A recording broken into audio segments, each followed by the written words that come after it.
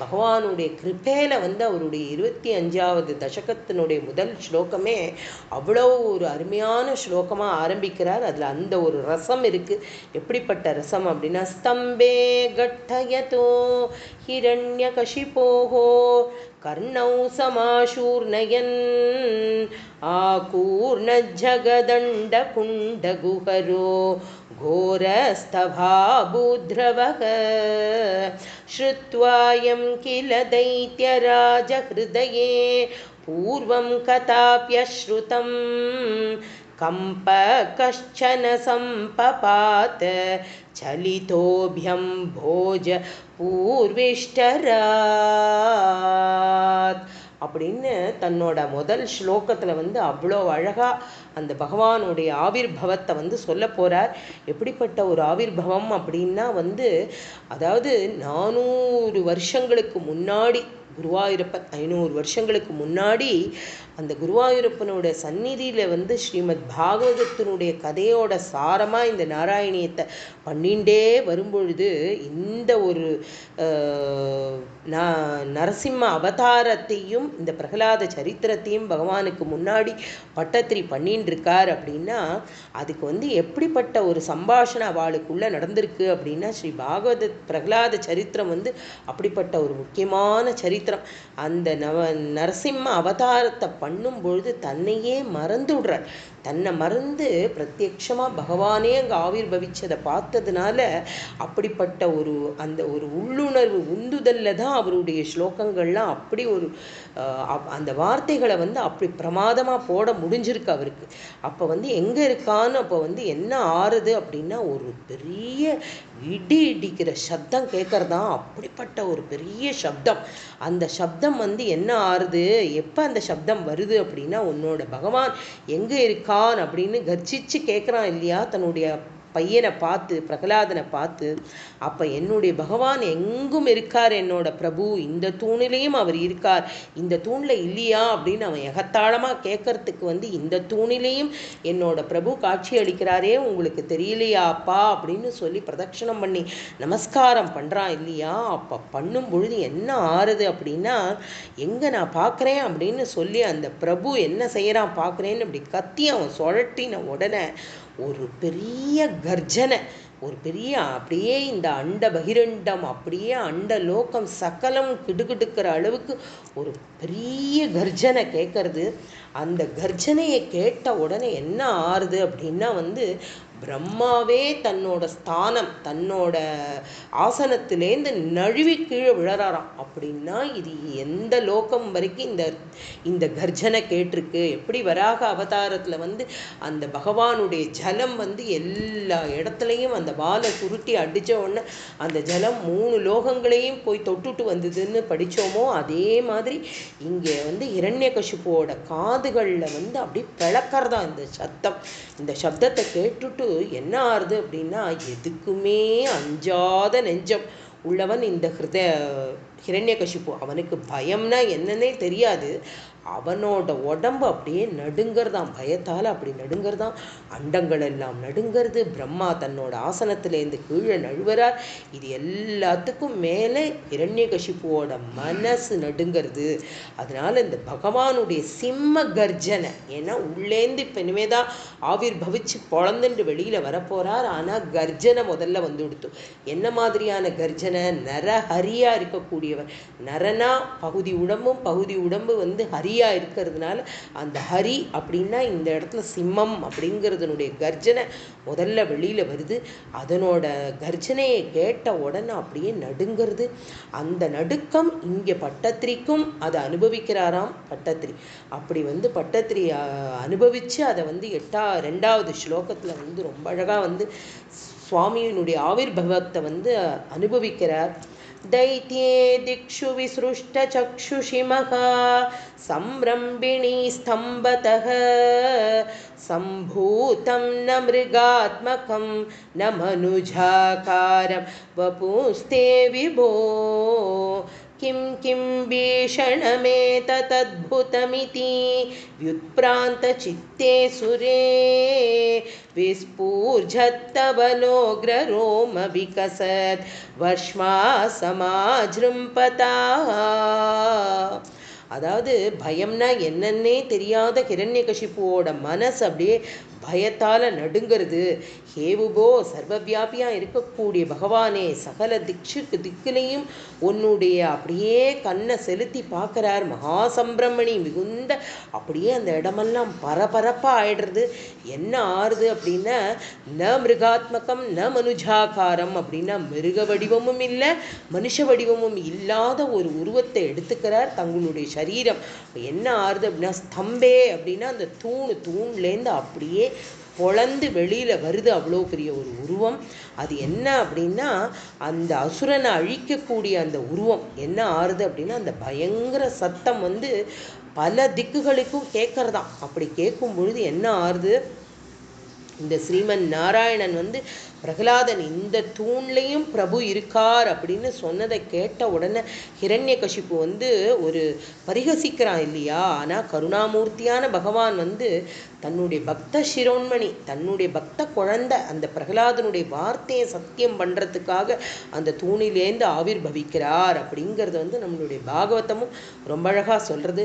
சத்தியம் விதாத்தும் நிஜபிருத்திய பாஷிதம் வியாப்திஞ்ச பூதேஷ்வகேலிஷோ சாத்மனः அதृश्यात् அத்புதரூபமுத்வஹன் ஸ்தம்பே சபாயாம் ந மிருகம் ந மானுஷம்.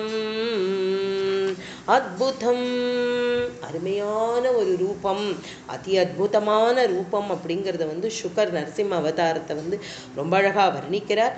எப்போவுமே எங்கேயுமே வியாபிச்சிருக்கிற இந்த சர்வேஸ்வரன், இந்த பகவான், இந்த குருவாயூரப்பன் பக்தனான பிரகலாதனுடைய வாக்கு அதை உண்மை அப்படிங்கிறத சத்தியம் பண்ணுறதுக்காக அப்படிப்பட்ட ஒரு ரூபத்தை எடுத்துன்னு வந்தாரே, அந்த அதி அற்புதமான ரூபம் இந்த ரூபம் அப்படின்னு சொல்கிறான்.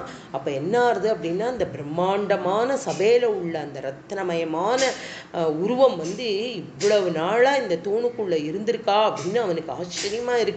அதை பார்த்து அப்படியே பிரமிக்கிறான் ஹிரண்யகசிப்பு. அப்போ என்ன ஆறுது அப்படின்னா, அந்த உருவம் எப்படி இருக்கு அப்படின்னா, முழுசா மனுஷனாவும் இல்லையா, முழு மிருகமாகவும் இல்லையா, ரெண்டும் சேர்ந்த ஒரு பயங்கரமான ஒரு கோலம். அந்த கொஞ்சம் கூட பயம் அப்படிங்கிறதே இல்லாத அந்த ஹிரண்யகசிப்புவை அலற வைக்கணும் அப்படின்னா இப்படிப்பட்ட உருவத்தை எடுத்துக்காம எப்படி வர முடியும்? பிரபு அப்படி எடுத்து தானே ஆகணும். அப்படிப்பட்ட உருவத்தை எடுத்துக்கிறார். எடுத்துட்டு என்ன ஆறுது அப்படின்னா, தன்னோட பக்தன் எந்த நிமிஷத்தில் எந்த சந்தர்ப்பத்தில் எப்படி நம்மளை அழைச்சாலும் அவனுக்கு முன்னாடி பிரசன்னமாகணும் அப்படிங்கிறதுக்காக ஹரி தயாராக இருக்காராம் சுவாமி. அதை ரொம்ப அழகாக ஸ்ரீ தேசிகன் சொல்கிறார். எப்படி அப்படின்னா, திரைலோக்கிய மேதத் அகிலம் நரசிம்ம கர்ப்பம் அப்படிங்கிற எப்படிப்பட்ட ஒரு வார்த்தை. அதாவது திரைலோக்கிய மேதத் அகிலம், அகிலம்னா இந்த லோக்கமே நரசிம்மரை ஒரு நிமிஷம் தன்னுடைய கர்ப்பவசத்தில் வச்சுட்டு தான். ஏன்னா எதுலேருந்து அவர் வெளியில் வருவார்னு அவருக்கு தெரியல. எதை காமிச்சு இந்த குழந்தை காட்டுமோ அதுலேருந்து தான் வெளியில் வரணுங்கிறதுனால அந்த ஒரு க்ஷணம் இந்த லோகத்தில் இருக்கக்கூடிய சகல ஜீவராசிகளுடைய கர்ப்பவசத்திலையும் பகவான் இருந்திருக்கார் அப்படின்னா, அப்போ எப்படிப்பட்ட மகானுபாவராக இருக்கக்கூடிய மூர்த்தி இந்த மூர்த்தி. இந்த மூர்த்தியோட தேஜஸ் அப்படி இருக்கான். எப்படி இருக்குன்னா, அப்படியே வெண்மை ரோமம் இருக்கான் கூடின நரசிம்ம மூர்த்தி. தேஜோமயமான அப்படியே அந்த காந்தி ஜொலிக்கிறது. அந்த வெளிச்சத்தில் ஹிரண்யகசிப்புக்கு எந்த இடத்துலேருந்து சப்தம் வந்ததுன்னு தெரியாமல் 4 திக்குலையும் அப்படியே தடுமாறி விழறாமா. அவனுக்கு என்ன எங்கே இருக்கான் இந்த சுவாமி, இத்திருண்டு சுவாமியா பெரிய சுவாமியா எப்படி இருக்காருன்னா, கிடு கிடு கிடு கிடு கிடுன்னு இந்த மூர்த்தி அப்படியே வளர்ந்துட்டு வரார். யார்? இந்த நரசிம்ம மூர்த்தி அப்படி வளர்றார். இப்படி வளர்றவர் ஏன் அப்படின்னா, இந்த சனகாதி யோகிகளாக இருக்கக்கூடிய இவா என்ன ஆறுது அப்படின்னா, அவள் வைகுண்டத்துக்கு போனப்போ அந்த ஜெய விஜயாளுக்கு வந்து ஒரு சாபத்தை தரா இல்லையா? அப்போ அந்த சாபத்தில் வந்து இந்த ஜெய விஜயாள் வந்து என்ன கேட்டுக்கிறா அப்படின்னா, 3 ஜென்மா நாங்கள் எடுத்தாலும் ஒவ்வொரு ஜென்மாலையும் நாங்கள் வந்து பகவானுடைய கையாலேயே அந்த வதத்தை வாங்கிக்கணும். எங்களுடைய மரணம் வந்து பகவானுடைய கையால் தான் கிடைக்கணும். அதே சமயம் பகவான் தான் எங்களை வதம் பண்ணுறாருங்கிறத நாங்கள் உணரணும். அப்படிங்கிறதுக்காகத்தான் அவளுடைய தபஸ், அப்படிப்பட்ட ஒரு தபஸ் அவன் வந்து பண்ணுறான். அப்படி என்ன மாதிரியான தபஸில் அவன் பிரம்மாட்ட கேட்குறான் அப்படின்னா, உங்களால் சிருஷ்டி பண்ணப்படாத உங்களால் சிருஷ்டி பண்ணப்பட்ட யாராலையுமே தனக்கு முடிவு கிடையாது அப்படின்னு வேண்டிக்கிறான். அப்போ எவ்வளோ ஒரு ஆலோசனை பண்ணி இப்படிப்பட்ட ஒரு வரத்தை அவன் வாங்கின்னு இருக்க முடியும்.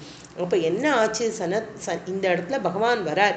சனகாதிகளுடைய வாக்கை வந்து நரசிம்மமூர்த்தியாக வந்தால் தான் அதை காப்பாற்ற முடியும். ஏன் அப்படின்னா, அதாவது உங்களால் உருவாக்கப்பட்ட, உங்களால் பிரம்மாவால் சிருஷ்டி பண்ணப்பட்ட எந்த ஒரு ரூபத்தை, எந்த ஒரு இதாலையும் தனக்கு சாவு இல்லை அப்படின்னு அவன் கேட்குறான் இல்லையா? இப்போ வந்து பகவானை வந்து பிரம்மா சிருஷ்டி பண்ணலையே, பிரம்மாவையே சிருஷ்டி பண்ணினது அந்த பகவான் தான். இருந்தாலும் ஒரு நரஜென்மமாகவும் இருக்கக்கூடாது, ஒரு மிருகஜென்மமாகவும் இருக்கக்கூடாது அப்படின்னு அவன் வேண்டின்றதுனால இப்போ வந்து என்ன அப்படின்னா, ஜெய விஜயார்கள் வந்து எப்படி கேட்டுண்டாலோ அதே மாதிரி ஹிரண்யகசிபுவா அந்த ஜெய விஜயாளில் ஒருத்தனாக இருக்கக்கூடியவனை ஆட்கொள்றதுக்காக நரசிம்மமூர்த்தியா இப்ப பகவான் வந்து அவதரித்தார் அப்படின்னு சொல்றார். மகாபாகவத சிரேஷ்டனா இருக்கக்கூடிய இந்த பிரகலாதன் தன்னை தூண்ல இருக்கான் சொன்ன ஒரே வார்த்தையை சத்தியம் பண்றதுக்காக தூண பொழந்துண்டு நரசிம்மமூர்த்தியா பகவான் தோன்றினார். இப்ப பிரம்மாவோட வாக்கு அதையும் சத்தியமாக்கணும் இல்லையா? பிரம்மா அப்படிப்பட்ட ஒரு வரத்தை கொடுத்திருக்கார். அந்த பிரம்மாவனுடைய வாக்கு, பிரம்மாவால சிருஷ்டிக்கப்படாத தானே ஹிரண்யகசிபுவை கொல்லணும் அப்படின்னு அந்த தூண்லேருந்து ஆவிர்வவிக்கிறார். மேலும் பிரகலாதன் தாயான கயாத்துவோட கர்ப்பத்தில் இருக்கும் பொழுதே ஹிரண்யகசிபு வந்து தபஸுக்கு போயிருக்கான் இல்லையா? அப்போ யார் வந்து இவளை, தேவேந்திரன் வந்து இவளுடைய கர்ப்பத்தில் இருக்கக்கூடிய அந்த சிசுவை கொல்ல முற்படும் பொழுது நாரதர் வந்து சொல்கிறார், அப்படிப்பட்ட சிசு இல்லைப்பா, அது வந்து கர்ப்பத்தில் இருக்கிற இந்த சிசு வந்து ஹிரண்யகசிபுவோட வீரியம் அவனுடைய விந்து ஆனாலும் இது வந்து என்ன அப்படின்னா பகவத் பக்தி உள்ள ஒரு குழந்தை, அந்த குழந்தை யாராலையுமே கொல்ல முடியாது அப்படிங்கிற அந்த நாரதர் வாக்க உண்மை பண்றதுக்காக, அந்த நாரதர் வாக்க சத்தியம் பண்றதுக்காக ஹிரண்யகசிபுவை தன்னோட கோபாவேசத்தினால எங்கேயாவது பிரகலாத நாம வெட்டிடுவானோ அதுக்குள்ள நம்ம ஆவிர்பவிச்சுடணும் அப்படின்னு சொல்லி அந்த தூணை பொழந்துண்டு அவர் வெளிப்பட்டார். பகவான் வந்து காட்சி கொடுக்கிறார் அப்படின்னு சொல்றா. ஹிரண்யகசிபு வந்து ராஜ்யபாரம் பண்ணிட்டு இருந்த காலத்துல வந்து தேவர்கள் எல்லாம் ரொம்ப கொடுமைப்படுத்துறான். அப்படி கொடுமைப்படுத்தும் பொழுது அத்தனை பேரும் ஸ்ரீமன் நாராயணன்கிட்ட போய் முறையிடுறா. அவளுக்கெல்லாம் அவர் வந்து ஆசீர்வாதம் பண்ணுறார். ஹிரண்யகசிபுவை வந்து வதம் பண்ணுறதுக்கு நானே நரசிம்ம ரூபமாக வருவேன் அப்படின்னு சொல்லி அவளுக்கெல்லாம் சொல்கிறார். அதைத்தான் சத்தியம் விதாத்தும் அப்படின்னு பாகவத ஸ்லோகம் வந்து ரொம்ப அழகாக எக்ஸ்பிளைன் பண்ணுறது. மேலும் இந்த இந்த வியாக்கியான கர்த்தா இவாளுடைய பாடத்தில் வந்து ரொம்ப அழகாக வந்து ஸ்மரிச்சுன்னு இருக்கா. என்ன அப்படின்னா, சேலத்தில் உள்ள, சேலம் நம்ம தமிழ்நாட்டில் இருக்கக்கூடிய சேலம்னு ஒரு ஜில்லா இருக்குது. அங்கே நாமக்கல் அப்படிங்கிற இடத்துல ஒரு பெரிய நரசிம்மரோட திருக்கோயில் இருக்குது. ரொம்ப வெரி பிரசித்தமான நாமக்கல் ஆஞ்சநேயர் எல்லாருக்கும் தெரியும். நாமக்கல் ஆஞ்சநேயருடைய நேர் பார்வையில் இருக்கக்கூடிய நரசிம்ம மூர்த்தி, அந்த குகையில் இருக்கக்கூடிய பெரிய நரசிம்ம உருவம் அங்கே இருக்குது. அது வந்து ஸ்வயம்புவா வந்தது அப்படின்னு வந்து சொல்கிறா. புராணங்கள் வாயில அதெல்லாம் பற்றி தெரிஞ்சுட்டு இருக்கலாம். ஆனால் வந்து அந்த ஹிரண்யகசிபுவோட கொடூரமான இந்த தபஸுக்கும் இந்த பிரம்மா கொடுத்த இந்த ஒரு சிக்கலான வரம், இந்த வரத்தை வந்து சொன்ன போது என்ன ஆறுது அப்படின்னா, பகவான் வந்து தேவர்களுக்கு வந்து தான் எப்படிப்பட்ட, ஏன்னா இது வந்து ரொம்ப டிஃபிகல்ட், நிறைய கிளாஸஸ் போட்டு தானே இவன் வந்து வரம் வாங்கியிருக்கான் இல்லையா? அந்த எல்லாத்துக்கும் இந்த வரத்தை வந்து ரொம்ப சூக்ஷ்மமாக கையாளணும் பகவான் அப்படிங்கிறதுனால அப்போவே பகவான் வந்து ஒரு சின்ன சாந்த ஸ்வரூபமாக இருக்கக்கூடிய ஒரு நரசிம்ம அவதார ரூபத்தை அவளுக்கெல்லாம் ரகசியமாக குக்கியமாக காமிச்சிருக்கார். யாருக்கு அப்படின்னா தேவர்களுக்கெல்லாம். இப்போவும் அந்த நரசிம்ம சாந்த மூர்த்தி வந்து இந்த பெரிய நரசிம்மர், நாமக்கல்ல இருக்கக்கூடிய அந்த பெரிய நரசிம்ம ரூபத்துக்கு கீழே ஒரு அர்ச்சாவதார மூர்த்தியாக அந்த குட்டி நரசிம்மர் இருக்கார். இன்றைக்கும் நம்ம போனால் அங்கே போய் பார்க்கலாம். நாமக்கல்லில் 2 நரசிம்ம அவதாரம், ரெண்டு மூர்த்தி இருக்கும். ஒன்று வந்து பெரிய மூர்த்தி, அதாவது பிரத்யட்சமாக ஹிரண்யகசிப்பு வதம் பண்ணுறதுக்காக அவதாரம் பண்ணின அந்த மூர்த்தியும், அதுக்கு முன்னாடியே அவதாரம் பண்ணுறதுக்கு முன்னாடி சூக்ஷ்மமாக இப்படித்தான் இருப்பேன் அப்படின்னு காமிச்சிருக்கார் ஒரு மூர்த்தி. அந்த மூர்த்தியும் அடியிலேயே கீழே சின்ன குட்டியாக சாந்த நரசிம்ம மூர்த்தியாக ஒரு மூர்த்தி இருக்குது. அந்த மூர்த்தியையும் நம்ம இப்போவும் தரிசனம் பண்ணலாம் அப்படின்னு வியாக்கியானகர்த்தாள்லாம் வந்து எழுதியிருக்கா. அதையும் ஜஸ்ட்டு நான் ஸ்மரிச்சுட்டேன். நமக்கு எப்போவாவது வாய்ப்பு கிடைக்கும் பொழுது கண்டிப்பாக போய் அந்த சுவாமியை தரிசனம் பண்ணணும். மேலும் நரசிம்மமூர்த்தியோட வர்ணனையை வந்து ரொம்ப அழகாக வந்து தன்னுடைய 3வது ஸ்லோகத்தில் வந்து பட்டத்திரி அனுபவிக்கிறார். तप्त स्वर्ण सवर्ण घूर्ण दधिरुक्षाक्षं सटाकेसर प्रोत्कम्ब प्रनिकुम्बितां परमहो जीयात वेदं वपुः व्याप्तमहादरी सकमुखं खड्गोग्रवल्हन्महा जिह्वा निर्गमदृश्यमानसुमहा தம்ஷ்டாயுகோட்டாமரம். அப்படியே ஆச்சரியம் ஆச்சரியம், அஹோ அஹோ அப்படிங்கிறார் பகவானை பார்த்து. தப்த ஸ்வர்ண, அப்படியே உருக்கின தங்கமா, ஸ்வர்ணத்துக்கு ஒப்பானதுமான கூர்ணத் அப்படியே சுழலுகிற அப்படிங்கிறார். அப்படி ஒரு அதிரூட்சமான பயங்கரமான அக்ஷன கண்கள் எப்படி இருக்குது அப்படிங்கிறத வந்து ஹிரண்யகசிபுவோட ஒரு கொள்கைக்கு, அதாவது அவன் வந்து ஒரு நாஸ்திகனாக ஒரு கொள்கை சொல்கிறான் இல்லையா, பகவான் இல்லை எல்லாமே நான் தான், என்னத்தான் பகவான்னு கொண்டாடணும் அப்படின்னு சொல்லிட்டு இருக்கக்கூடிய அவனுடைய அந்த ஒரு எண்ணத்தை அடக்கிறதுக்காக, அப்படிப்பட்ட பகவான் அவனும் எனக்குள்ள அடக்கம் அப்படிங்கிறத காமிக்கிறதுக்காக வந்து பிரகலாதன் பகவானுக்கு மேற்பட்ட ஒருவன் கிடையாது அப்படின்னு பூர்ணமாக நம்பினா, அந்த பிரகலாதனுக்கும் ஹிரண்யகசிப்புக்கும் ஒரு அபிப்பிராய பேதம் இதுதான். என்ன அப்படின்னா, நாராயணன், ஸ்ரீமன் நாராயணன் அப்படிங்கிறவர் தான் சகலத்துக்கும் சிரேஷ்டமானவர். அப்படிப்பட்ட எண்ணம் இந்த ஹிரண்யகசிப்புக்கு இல்லாததுனால அவன் தபஸ் செஞ்சு பிரம்மாட்ட பிரத்யட்சமாக கேட்டால், உம்மால சிருஷ்டிக்கப்பட்ட எந்த ஜீவனாலும் எனக்கு சாவு வரக்கூடாது அப்படின்னு கேட்குறான் இல்லையா. அப்போ பிரம்மதேவனையே யாரு சிருஷ்டி பண்ணினார்? சாக்ஷாத் நாராயண பகவான் தானே சிருஷ்டி பண்ணியிருக்கார். அப்படிங்கிற ஞானம் அவனுக்கு இருந்திருந்தா அவன் அந்த வரத்தை கேட்டிருக்கவே மாட்டான் இல்லையா. அதனால அவனுக்கு ஞானம் அப்படிங்கிறது அந்த இடத்துல இல்லை அப்படின்னு தான் சொல்கிறார். அப்படிப்பட்ட பகவானை வந்து ஒரு அலட்சிய புத்தியால் தானே அவன் அப்படி ஒரு ஜட்ஜ் பண்ணியிருக்கான். அவரால் ஒன்றும் பண்ண முடியாது அப்படின்னு. அதை தான் வந்து பாகவதம் வந்து ரொம்ப அழகாக சொல்கிறது. யதா வேதேஷு தேவேஷு கோஷு விப்ரேஷு சாதுஷு தர்மே மயி ச வித்வேஷக சவா ஆஷு வினஷ்யதி நிர்பைராய பிரசந்தாய ஸ்வசுதாய மகாத்மனே பிரஹ்லாதாய யதாத்ருஹே ஹனிஷ்யேபி வரோஜிதம். அதாவது வேதத்திலையும் தேவர்களிடத்திலையும் பசுக்களிடத்திலையும் வேதம் தெரிஞ்சவாக்கிட்டையும் நல்ல ஒரு தர்மசீலனாக இருக்கக்கூடியவாக்கிட்டையும் எல்லார்கிட்டையும் யாருக்கு ஒரு எவன் ஒருவன் வந்து மனப்பூர்வமாக துவேஷ புத்தியை காண்பிக்கிறானோ அவன் தானாகவே அழிஞ்சு போயிடுவான் அப்படின்னு பாகவதம் சொல்கிறது. அதனால் வந்து துவேஷமில்லாதவனாகவும் எப்பவும் சாந்தஸ்வரூபனாகவும் ஆத்ம குணங்கள் எல்லாம் நல்லதாக நிரம்பி யார் இருக்கானோ அப்படிப்பட்ட ஒருத்தர் யாரு அப்படின்னா இங்கே சாக்ஷாத் பிரகலாதன் தான் அப்படி இருக்கான்.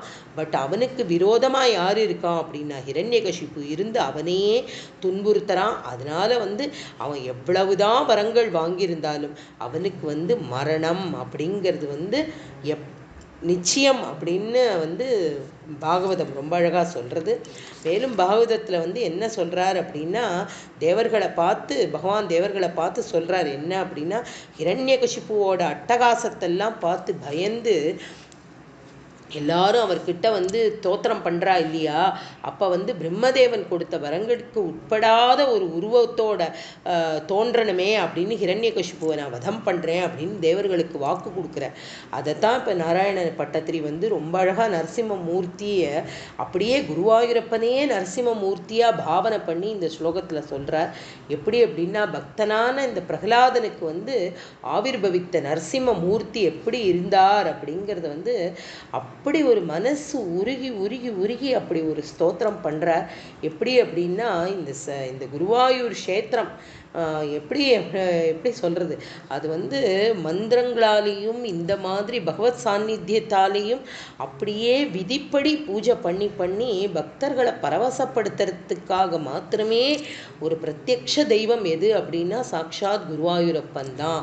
சகல அவதாரத்தையும் பகவான் வந்து காமிச்சு தரார். யாருக்கு அப்படின்னா இந்த கலியில பட்டத்திரிக்கு அத்தனையும் காமிக்கிறார். அதனால தான் இன்னைக்கும் குருவாயூரப்பனுக்கும் குருவாயூர் சந்நிதியில் வந்து பக்தர்கள் யார் நாராயணியத்தையும் பாகவதத்தையும் மனசு உருகி பிரார்த்தனை பண்ணி பாராயணம் பண்ணுறாளோ அவளுக்கு பிரத்யக்ஷமாக பகவான் தன்னுடைய அவதார ரூபமாக சகலத்தையும் அவளுக்கு வந்து காமிக்கிறான். அவனும் பக்தியில் அவளுடைய பக்தியில் வந்து ரொம்ப அப்படியே பரவசப்பட்டு அவள்லாம் சொல்லக்கூடிய ஹே குருவாயூரப்பா குருவாயூரப்பா அப்படின்னு அவள்லாம் கூப்பிட்ட குரலுக்கு அந்த பகவான் வந்து தரிசனம் கொடுக்கக்கூடிய பகவானாக இருக்கான் அப்படிங்கிறது வந்து பட்டத்திரி வந்து ரொம்ப ஸ்மரிச்சுக்கிறார் இந்த இதில்.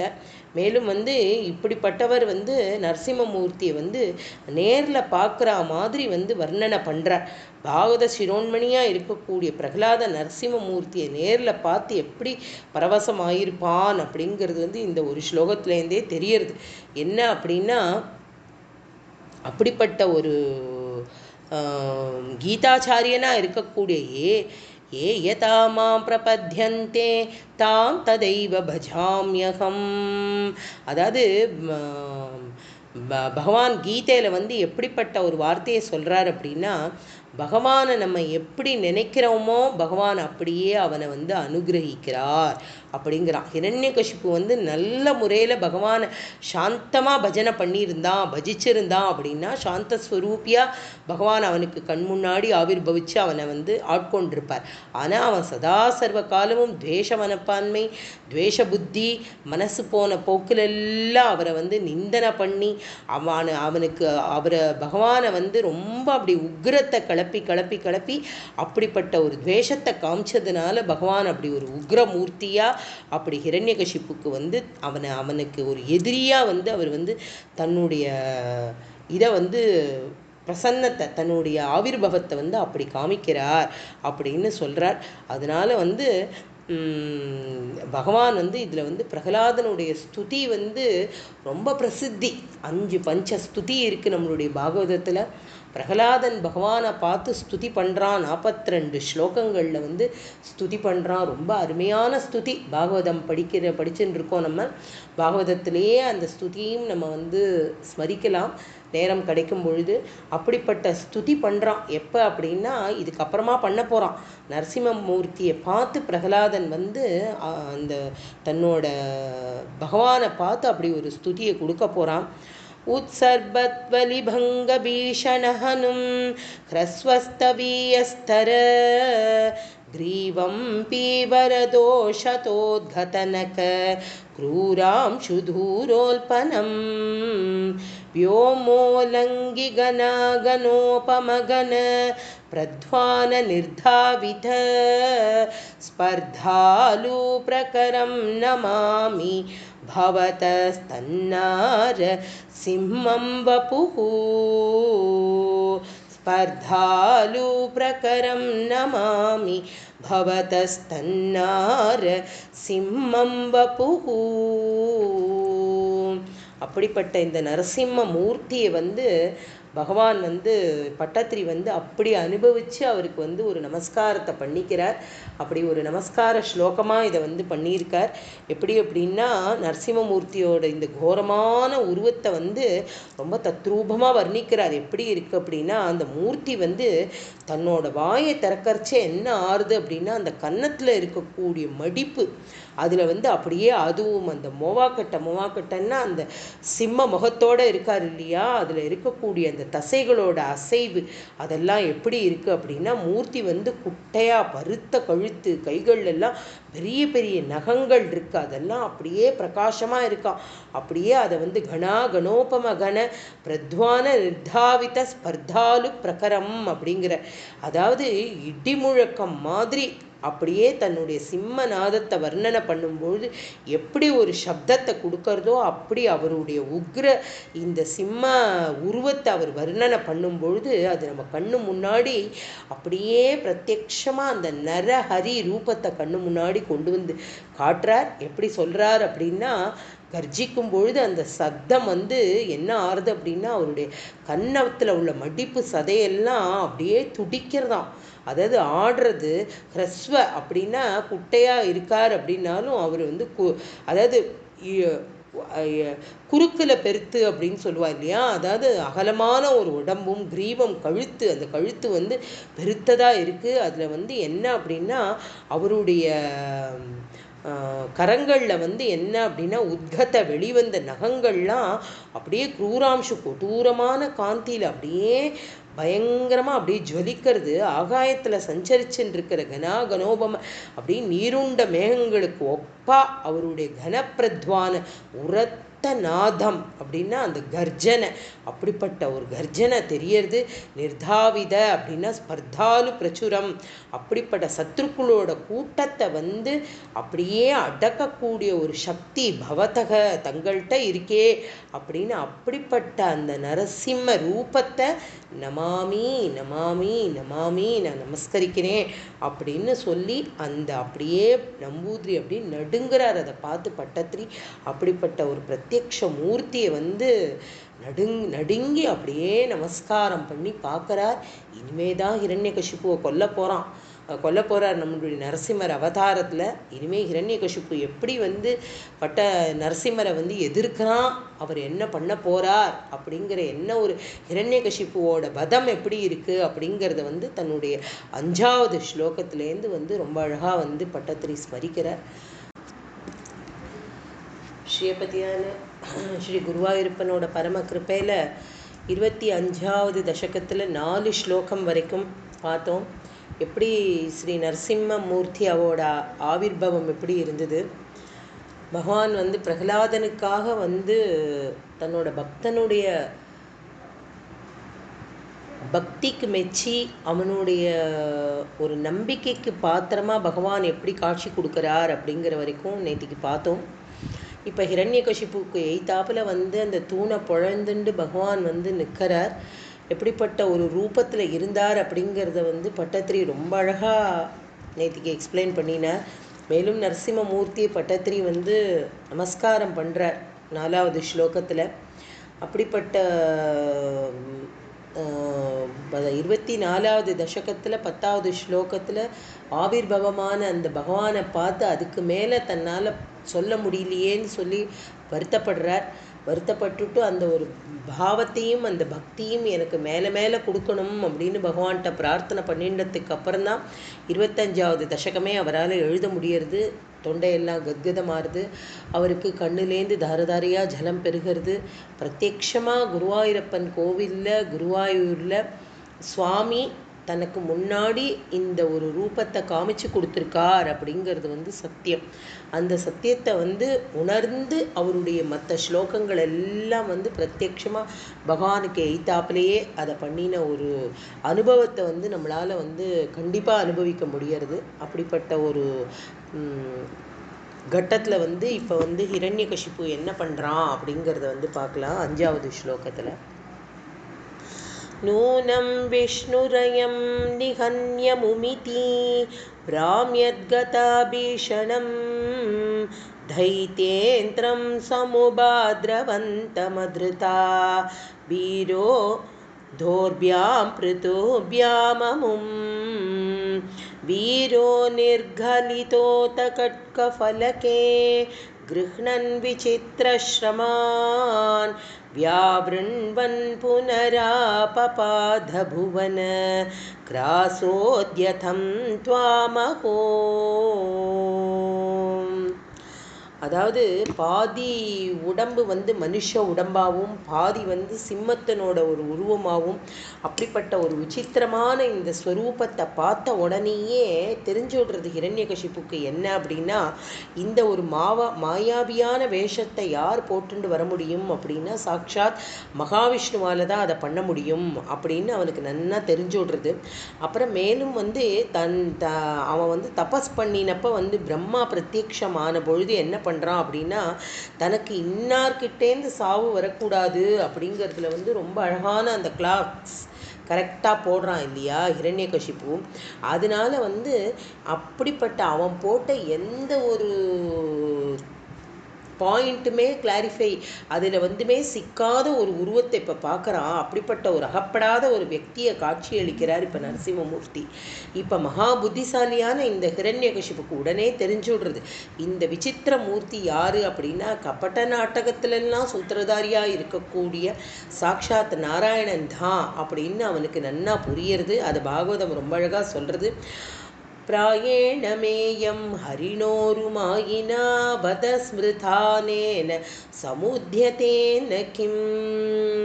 அதாவது மகா மாயாவியாக இருக்கக்கூடிய இந்த பகவான் அப்படிப்பட்ட ஒரு வேஷத்தை எடுத்துட்டு இங்கே வந்திருக்கார் அப்படிங்கிறது வந்து நன்னா தெரியறது. இருந்தாலும் அவனுக்கு வந்து அந்த அலட்சிய புத்தியில் வந்து கொஞ்சம் கூட அவன் வந்து குறைச்சிக்கவே இல்லை தன்னோட அலட்சிய புத்தியை. என்னை கொல்றதுக்கு யாரால் இந்த லோகத்தில் முடியும் அப்படின்னு சொல்லி பெருசாக ஒரு கர்ஜனையை பண்ணுறான். அவனுடைய கர்ஜனையை கேட்டுமே நடுங்கிறது தேவர்கள், அசுரர்கள், மனுஷா எல்லாருமே. பார்த்த உடனே ஒரு பயங்கரத்தை காட்டக்கூடிய ஒரு நரசிம்ம மூர்த்தியை பார்த்து அவனுக்கு துளி போலும் பயமே இல்லாமல் அவன் மனசு கொஞ்சம் கூட தளரவே இல்லை. அவனுக்கு வந்து பகவான்கிட்ட வந்து இப்போ துவேஷம் போய் பயம் வரணும். அப்படி இருந்துமே அவனுக்கு அந்த துவேஷம் போகாமல் பகவானை எதிர்த்து நிற்கிறான் அப்படிங்கிறத பார்த்து அதி ஆச்சரியப்படுறார் நம்மளுடைய பட்டத்திரி. அஹோ அஹோ அப்படின்னு அவருடைய இந்த ஸ்லோகத்தில் சொல்கிறார். இப்போ என்ன பண்ணுறான் ஹிரண்யகசிப்பு, தன்னோட கதை பெரிய அந்த கதாயுதத்தை கையில் எடுத்துட்டு சுற்றிட்டு நரசிம்மமூர்த்தியை தாக்கிறதுக்காக ஓடி வரான். அப்படி ஓடி வரும்பொழுது என்ன ஆறுது அப்படின்னா, விஸ்வரூபமாக பெருசாக வியாபியாக நிற்கிறார் இல்லையா நரசிம்ம மூர்த்தி. அவருடைய கைகள்லாம் அப்படியே பெருசாக இருக்குது, பருத்து அப்படியே குண்டாக இருக்கக்கூடிய அந்த கைகளால் என்ன பண்ணுறார் அப்படின்னா, அப்படி இடது கையால் அப்படி வளைச்சி பிடிக்கிறார் ஹிரண்யகசிப்புவை.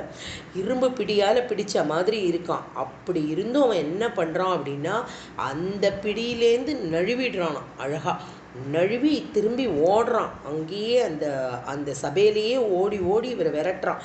அப்படி வந்து அவருடைய பிடியிலேருந்தே அவன் நழுவிட்டான் அப்படின்னா, இந்த இடத்துல வந்து என்ன அப்படின்னா, இதுக்கு ஒரு வியாக்கியானம் பின்னாடி சொல்கிறா. இதில் ஒரு பெரிய பிரம்ம ரகசியம் இருக்குது அப்படிங்கிறத. மேலும் அவன் என்ன பண்ணுறான் அப்படின்னா, தன்னோட கத்தி கேடயம் இதெல்லாத்தையும் எடுத்துட்டு ஒரு நல்ல தன்னுடைய மல்யுத்த திறமையெல்லாம் இப்போ வந்து பகவானுக்கு முன்னாடி காமிக்க ஆரம்பிக்கிறான். இது எல்லாத்தையும் பார்த்துட்டே இருக்கார். பார்த்துட்டு அப்போ என்ன பண்ணுறார் அப்படின்னா, தேவர்கள் எல்லாரும் பிரம்மாவே நழுவி விழுந்துடுறாரே தன்னுடைய ஆசனத்துலேருந்து நரசிம்மருடைய கர்ஜனையை கேட்டு. அவள் எல்லாம் மேலேருந்து இது எல்லாரும் பார்த்துட்டு இருக்கா, என்ன ஆக போகிறதோ அப்படின்னு அத்தனை பேரும் பார்க்குற ஆகாசத்துலேருந்து இந்த பெரிய போராட்டம் நடந்துட்டுருக்கு. இப்போ என்ன ஆனால் நரசிம்மரோட பிடியிலேருந்து நழுவினாமன் திரும்பவும் நரசிம்ம மூர்த்தியை தாக்கிறதுக்காக வரான். அவரோட சண்டை போடுறதுக்கு வரான். கையில் என்ன அப்படின்னா பெரிய பெரிய ஆயுதங்கள் எல்லாம் வச்சுட்டுருக்கான். புவன கிராசோத்தியதம் அப்படின்னு நம்பூதிரி வந்து வர்ணிக்கிறார். எப்படி வர்ணிக்கிறார் நம்மளுடைய பட்டத்திரி அப்படின்னா, புவன கிராசோத்தியதம் அப்படின்னா என்ன அர்த்தம் அப்படின்னா, இந்த ஈரேழு புவனத்தையுமே அப்படியே முழுங்கக்கூடிய ஒரு சக்தி உடைய இந்த நம்மளுடைய நரசிம்ம மூர்த்திக்கு இவன் எம்மாத்திரம் இந்த ஹிரண்யகசிப்பு ஒரு செகண்ட் போகிறோம் அவனை நொடியில் அப்படியே அவனை வந்து துவம்சம் பண்ணுறதுக்கு. ஆனால் அப்படியெல்லாம் பண்ணாமல் தன்னோட பிடியிலேருந்து அவனை நழுவ விடுற மாதிரி நழுவ விடுறார். அதுக்கு என்ன ஒரு பிரம்ம ரகசியம் இருக்குது அப்படிங்கிறத வந்து வியாக்கியானகர்த்தாலாம் அழகாக சொல்கிறா. என்ன அப்படின்னா, இப்போ வந்து இந்த உன்னோட நாராயணன் எங்கே இருக்கான் அப்படின்னு பிரகலாதன் கேட்ட உடனே, இந்த தூணிலையும் தெரிகிறாரே அப்பா அப்படின்னு திருஷ்யத்தே அப்படின்னு இந்த பிரபு என்னோட பிரபு இந்த தூண்லையும் தெரிகிறாரே அப்படின்னு அவன் சொன்ன உடனே நமஸ்காரம் பண்ணி அவன் வந்து அந்த தூணை நமஸ்காரம் பண்ணுறான் இல்லையா. அப்போ வந்து இந்த நாராயணன் எங்கன்னு இவன் தூணில் ஓங்கி ஓங்கி குத்தின உடனே பிரபு அப்போ வெளியில் வராமல் இருந்திருந்தார்னா என்ன ஆயிருக்கும் அப்படின்னா, இந்த பிரகலாதனை வந்து ஹிரண்யகசிப்பு கொன்று இருப்பான். அது கொல்ல முடியாது, பட் இருந்தாலும் அந்த மாதிரியான ஒரு சமயத்தில் தன்னுடைய பக்தனை காப்பாற்றணும் அப்படிங்கிறதுனால அவர் அந்த தூணை பொழந்துண்டு வெளியில் வந்துடுறார். இப்போ என்ன அப்படின்னா, பிரம்மா தானே, பிரம்மாவுனுடைய சிருஷ்டியில் இல்லாத ஒருத்தன் தான் என்னை கொல்லணும் அப்படின்னு சொல்கிறான். இப்போ என்ன ஆயிருக்கார், இப்போ தூண்லேருந்து ஆவிர் பவிக்கிறார் அப்படின்னா அதுதான் அவருடைய பிறப்பு அந்த இடத்துல இல்லையா. அப்படி பிறந்து வரார் அந்த தூண்லேருந்து. அப்போ பிரம்மாவுனுடைய குழந்தை இல்லை இவர். பிரம்மா வந்து உருவாக்கின ஒரு உருவமோ இல்லை பிரம்மா படைச்ச ஒரு மூர்த்தியோ இவர் கிடையாது. மேலும் என்ன ஆறுது அப்படின்னா, பிரம்மாட்ட வந்து அவன் வந்து ஒரு வரம் வாங்கிக்கிறான் இல்லையா. என்ன மாதிரியான வரம் அப்படின்னா வந்து மனுஷ ரூபமும் இருக்கக்கூடாது, மிருக ரூபமும் இருக்கக்கூடாது, மிருகமாகவும் இருக்கக்கூடாது, மனுஷனாகவும் இருக்கக்கூடாதுங்கிறான். அதுக்கு தகுந்த மாதிரி நரஹரி ரூபமாக வரார். மேலும் பகலில்லை, இரவில்லை, ஆகாயம் இல்லை, பூமி இல்லை அப்படின்னு ஒரு வரத்தை அதில் வாங்குறான். அதில் அப்போ பகலும் இல்லை இரவும் இல்லைன்னா ஒரு சந்தியா கால நேரத்தில் தானே இவனை வந்து துவம்சம் பண்ணணும். அதுக்காக காத்துன்னு இருக்காராம் சுவாமி. ஏன்னா இன்னும் சந்தி ஆகலை. இப்போ பகல் பொழுதுல தான் இவ்வளோ அமக்களம் நடந்துட்டு இருக்கு. அங்கே ஹிரண்யகசிப்புவோட அரண்மனையில் அத்தனை ஜனங்களும் பார்த்துட்டு இருக்கா. அவ்வளோ பெரிய இடத்துல இப்படி நடந்துட்டு இருக்கு. சூரிய அஸ்தமனம் இன்னும் ஆகலை.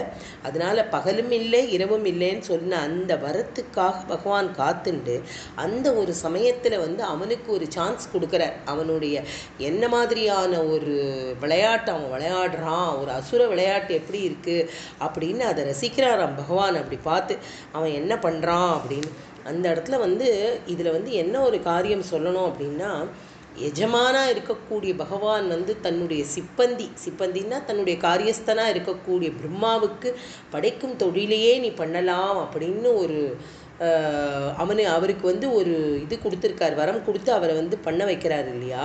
இப்போ வந்து தன்னோட சேவகனாக இருக்கக்கூடிய பிரம்மா கொடுத்த வரத்துக்கு ஒரு கொஞ்சம் கூட ஒரு இந்த பக்கம் அந்த பக்கம் ஒரு இதுவே கிடையாது. அதில் வந்து காம்ப்ரமைஸே இல்லாமல் அந்த வரத்தை ரொம்ப புத்திசாலித்தனமாக நம்மளுடைய பகவான் எப்படி கையாளறார் அப்படிங்கிறது தான் இதில் வந்து ரொம்ப ரொம்ப அற்புதமாக வந்து இந்த ஸ்லோகத்தில் வந்து அவர் அவ்வளோ அழகாக சொல்கிறார். அதுதான் அகோ அகோ அப்படிங்கிற அந்த சப்தத்தை நினச்சி அவரால் தாங்க முடியலையாம் பட்டத்திரிக்கு. இப்படி ஒருத்த மல்யுத்தம் பண்ணுவானா, என்ன ஒரு ஆச்சரியமாக இருக்குது, என்ன ஒரு ஆச்சரியத்தில் இது வந்து இப்படி நடந்துட்டுருக்கு. தேவாதி தேவர்கள்லேருந்து சகலமான பேரும் பார்த்துட்டுருக்கா. இந்த சந்தியா காலம் வரத்துக்கு இன்னும் கொஞ்ச நாழி பாக்கி இருக்குது. அது வரைக்கும் ஹிரண்யகசிப்புவோட இந்த மல்யுத்த விளையாட்டுக்கள் எல்லாம் அவர் வந்து என்ஜாய் பண்ணுறார் அப்படியே சுவாமி.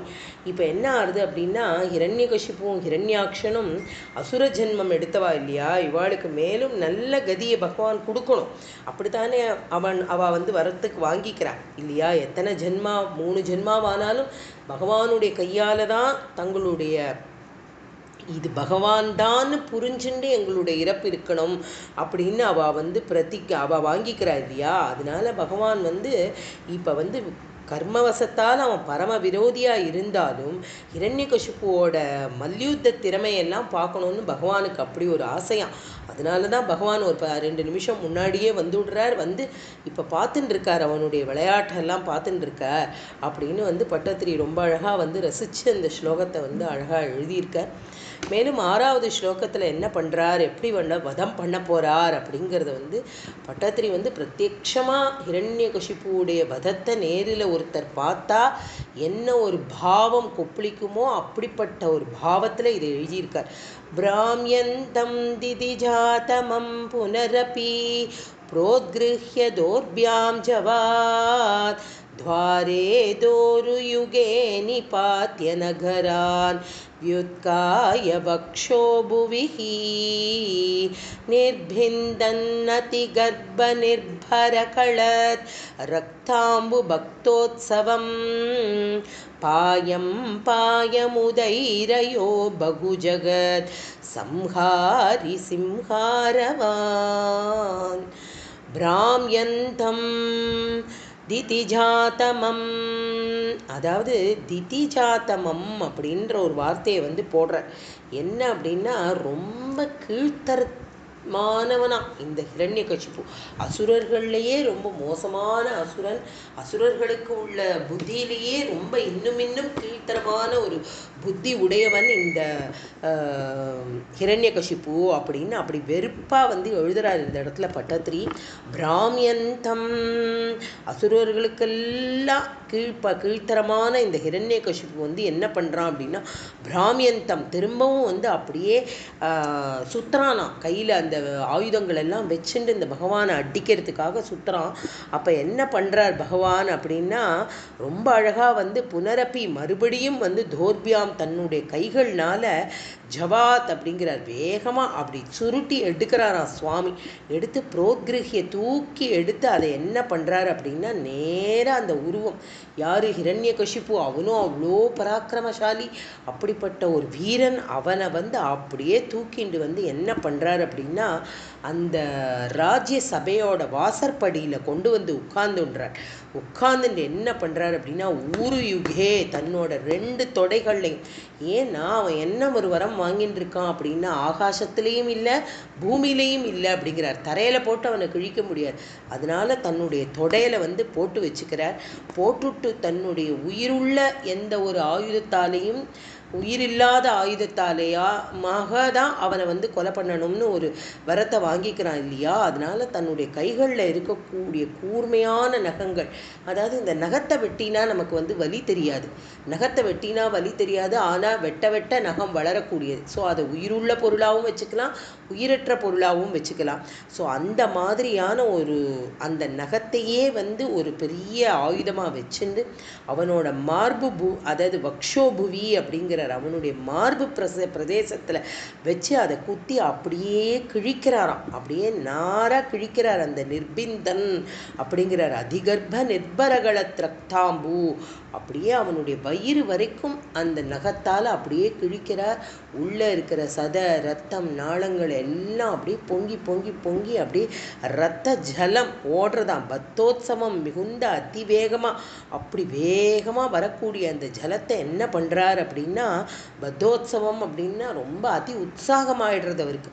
உற்சாகமாகி பாயம் பாயம் அப்படின்னா திரும்ப திரும்ப திரும்ப திரும்ப குடிக்கிறாராம் அது எல்லாத்தையும். அதை வந்து பகுஜகத் சம்ஹாரி சிம்ஹாரவான் அப்படின்னா பல உலகங்களையும் சம்ஹாரம் பண்ணுற மாதிரி இருக்கான். அப்படிப்பட்ட ஒரு சிம்ம நாதத்தை கொடுக்குறார்.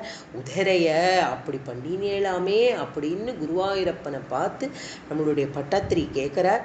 ஹிரண்யகசிப்பு வந்து எப்படிப்பட்ட ஒரு தவம் பெரிய தபஸ் பண்ணி தானே பிரம்மாட்ட பிரத்யக்ஷமான பிரம்மாட்ட இந்த மாதிரி என்ன வரங்கள் எல்லாம் வாங்கிட்டு இருக்கான் இல்லையா. அந்த மாதிரி வரங்களை வாங்கினதுனால அவனுக்கு உள்ள அந்த எல்லா கிளாஸ் அவன் போட்ட அத்தனை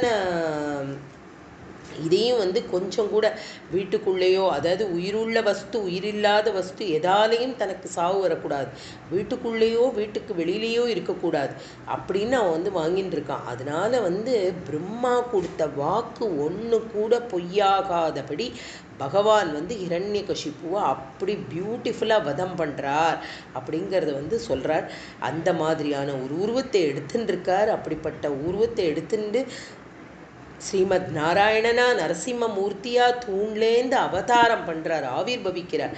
அதனால வந்து நரசிம்மமூர்த்தி வந்து பிரம்மாவினால் சிருஷ்டிக்கப்பட்டவர் அல்ல அப்படிங்கிறது முதல் பாயிண்ட். ரெண்டாவது வந்து பகலில்லை இரவில்லை ரெண்டும் இல்லாத சந்தியா காலம், வீட்டுக்கு வெளியில் அதாவது அரசவைக்கு உள்ளேயும் இல்லை வெளியிலையும் இல்லை, வாசற்படியில் பூமியிலையும் இல்லை ஆகாசத்துலேயும் இல்லை, தன்னோட தொடைகளோட மேலே வச்சுருக்கார்.